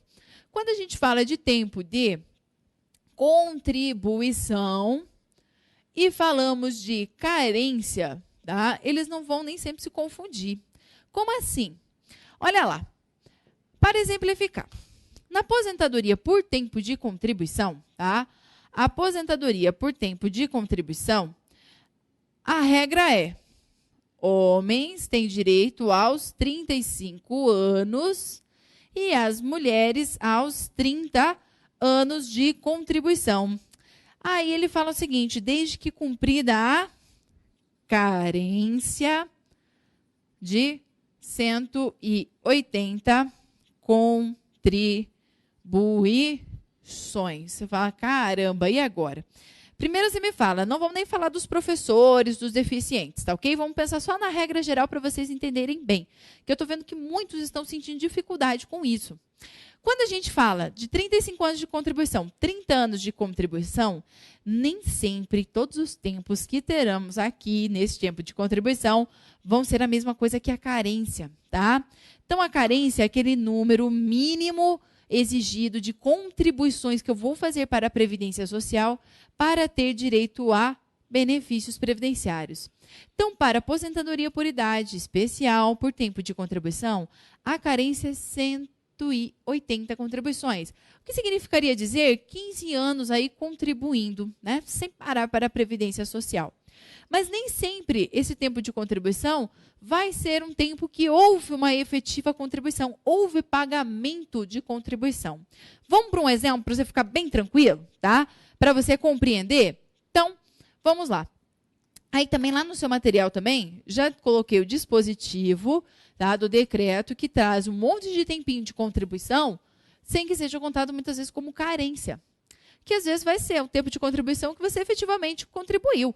Então, se eu, Lilian, comecei lá nos 16 anos de idade a pagar a Previdência Social, nunca falei um mês. Quando eu chegar lá nos meus 46 anos de idade, eu vou ter 30 anos de contribuição e paguei efetivamente esses 30 anos.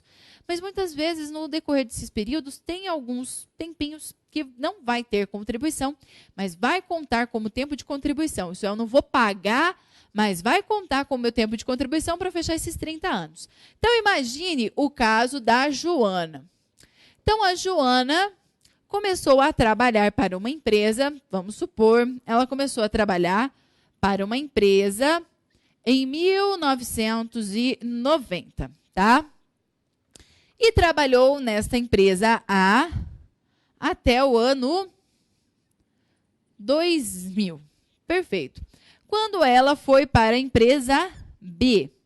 Em 2001, ela foi para a empresa B e trabalhou até 2004, vamos supor, tá? Então, aqui, de 90 a 2000, quanto tempo que eu tenho de contribuição aqui? De 90 a 2000, ela já fechou aí uns 10 anos, né? Tranquilamente, fechou. 10 anos. 10 anos que ela trabalhou aqui. Aí, nessa empresa, até 2004. em 2004, precisamente no mês de outubro de 2004, ela estava de férias e sofreu um acidente. Então, um acidente nas suas férias e ela precisou ficar afastada do seu trabalho até o mês de... Ficou um ano, hein? Foi grave, acidente, reabilitação, até outubro de 2005, quando ela voltou a trabalhar para a Previdência Social. Então, aqui ela voltou. Em novembro de 2005, ela voltou e está trabalhando até hoje lá na empresa. Tá ok? Então, olha aqui. Ela trabalhou 10 anos aqui. Então, aqui ela teve mais 4 anos. Perfeito? Ok. E agora ela voltou a trabalhar e trabalha lá até hoje. Tá vendo este um ano aqui? De outubro de 2004 a outubro de 2008, ela sofreu um acidente. Ela estava trabalhando na empresa, sofreu um acidente quando estava de férias e precisou ficar afastada um ano, recebendo auxílio doença. Foi grave o acidente, ela precisou fazer aí fisioterapias, diversas cirurgias, foi uma cirurgia atrás da outra, quebrou muitos ossos, né? Ela fraturou a perna, quebrou as 2 pernas, quebrou o braço, né? Deslocou, quebrou a costela, então ela precisou dar uma repaginada, precisou passar por diversas cirurgias. Este um ano em auxílio doença, ela vai contribuir para a Previdência Social? Não, não vai incidir contribuição sobre o auxílio-doença que ela está recebendo. E logo em seguida, quando ela se recupera, ela volta a trabalhar em empresa e está lá até hoje. Então, este um ano aqui, ela não contribuiu. É um ano que não serve, vamos dizer assim, né, como contribuição. Não pagou efetivamente. Mas ela vai contar como tempo de contribuição para a aposentadoria dela? Claro que ela vai poder contar sim. Outro tempo também que conta antes ali de 91, né? Novembro de 91, o segurado especial, o trabalhador lá rural, considerado hoje o segurado especial, ele não era obrigado a pagar a Previdência Social. Então, o tempo que ele trabalhou lá para trás, então aqueles que trabalharam lá em 80, em 70, eles vão poder contar esse tempo hoje para fins de aposentadoria por tempo de contribuição. Então, às vezes, ele trabalhou de 70 até 80 na área rural, na pequena propriedade, com a família dele, mas ele nunca contribuiu. Mas esses 10 anos vão contar como tempo de contribuição. Mas esses 10 anos de atividade rural não vão contar como carência, tá ok? Então, tem períodos que a pessoa não contribui, tem períodos que ela não era nem obrigada a contribuir e que o decreto lá coloca. Então, são situações que vão contar como tempo de contribuição, mesmo que não tenha havido pagamento de contribuição previdenciária, que é o que ocorreu aqui. Auxílio, doença, aposentadoria por invalidez, né, benefício por incapacidade, entre atividade. Então, perfeito. Então, ela ficou afastada, auxílio, doença, voltou, pode. Então, você vai ver ali diversos exemplos, diversos tempos que vão contar como tempo de contribuição, vão poder somar. Mas só que daí exige ser cumprimento ali de 180 contribuições. Então, o sujeito que tinha lá 10 anos de atividade como rural, lá em 70 até 80, por exemplo. E daí de 80 ele veio para cá trabalhar, veio para a cidade trabalhar. Aqueles 10 anos vão contar como carência, mas aquilo não vão contar como tempo de contribuição, perdão. Mas não contam como carência. Então, para ele juntar aqueles 10 anos para aposentadoria por tempo de contribuição, por exemplo, se for um homem, ele vai ter que fechar pelo menos 180, 15 anos aí efetiva a contribuição. Aí ele pode até somar aquele tempinho lá de 10 anos. Entendido? Compreenderam agora um pouquinho mais essa questão de tempo de contribuição e carência, tá? Então, cuidado aí. Eu vejo que tem muita gente que sente dificuldade com essa situação. O que pode cair no INSS? Pode aparecer um probleminha desses, mas não é uma tendência, tá? Mas pode pedir que contam, né, como tempo de contribuição, mesmo sem contribuição, e colocar lá todos aqueles dispositivos que estão aí no seu material. Fazer aquele copy-copy. Então, o tempo de rural que ele exerceu antes, o tempo de atividade, recebeu auxílio-doença, recebeu ali entre atividade, pode ser contado. Então, todos esses tempinhos que estão aí no seu material, perfeito, tá? Mas, então, cuida, tá? Quando eu falo aqui 180 contribuições, eu cumpri a carência. Nem sempre tempo de contribuição vai ser igual a carência. Então, nem tudo que eu realmente fecho para carência vai servir como tempo só de contribuição. Então, podem ter períodos que eu nem vou contribuir, não vou pagar e vai contar como tempo de contribuição para fins de aposentadoria. Perfeito? É isso que significa quando eu falo aqui 180 de contribuições para essas aposentadorias. Perfeito? Aí, só no tempo de contribuição pode fazer isso? Não. Na anuidade, eu também posso contar esse tempinho, por exemplo, de rural, aquele tempo de auxílio-doença sem contribuição. Eu também posso contar. Perfeito? Então, encerramos aqui o nosso aulão com relação a direito previdenciário. Falamos aí sobre alguns pontos importantes do salário maternidade, do salário família. Esclarecemos essa dúvida, tempo de contribuição, carência, que está dando um nó, há muita confusão aí. Então, já esclarecemos, visto esses principais pontos, trabalhamos aquelas questões. Então, não deixa de estudar também português, não deixa de olhar as demais matérias. E previdenciário, ele é um pouco apavorante no começo, parece que nunca vai entrar na tua cabeça. Então, assim, eu vejo a maioria, não gosta de direito previdenciário, não estou entendendo, tudo que ela fala não estou compreendendo nada. Calma, tá? Tem bastante exceções, tem bastante regrinhas, até mesmo quem é da área do direito não gosta, às vezes, muito de direito previdenciário, não, tá?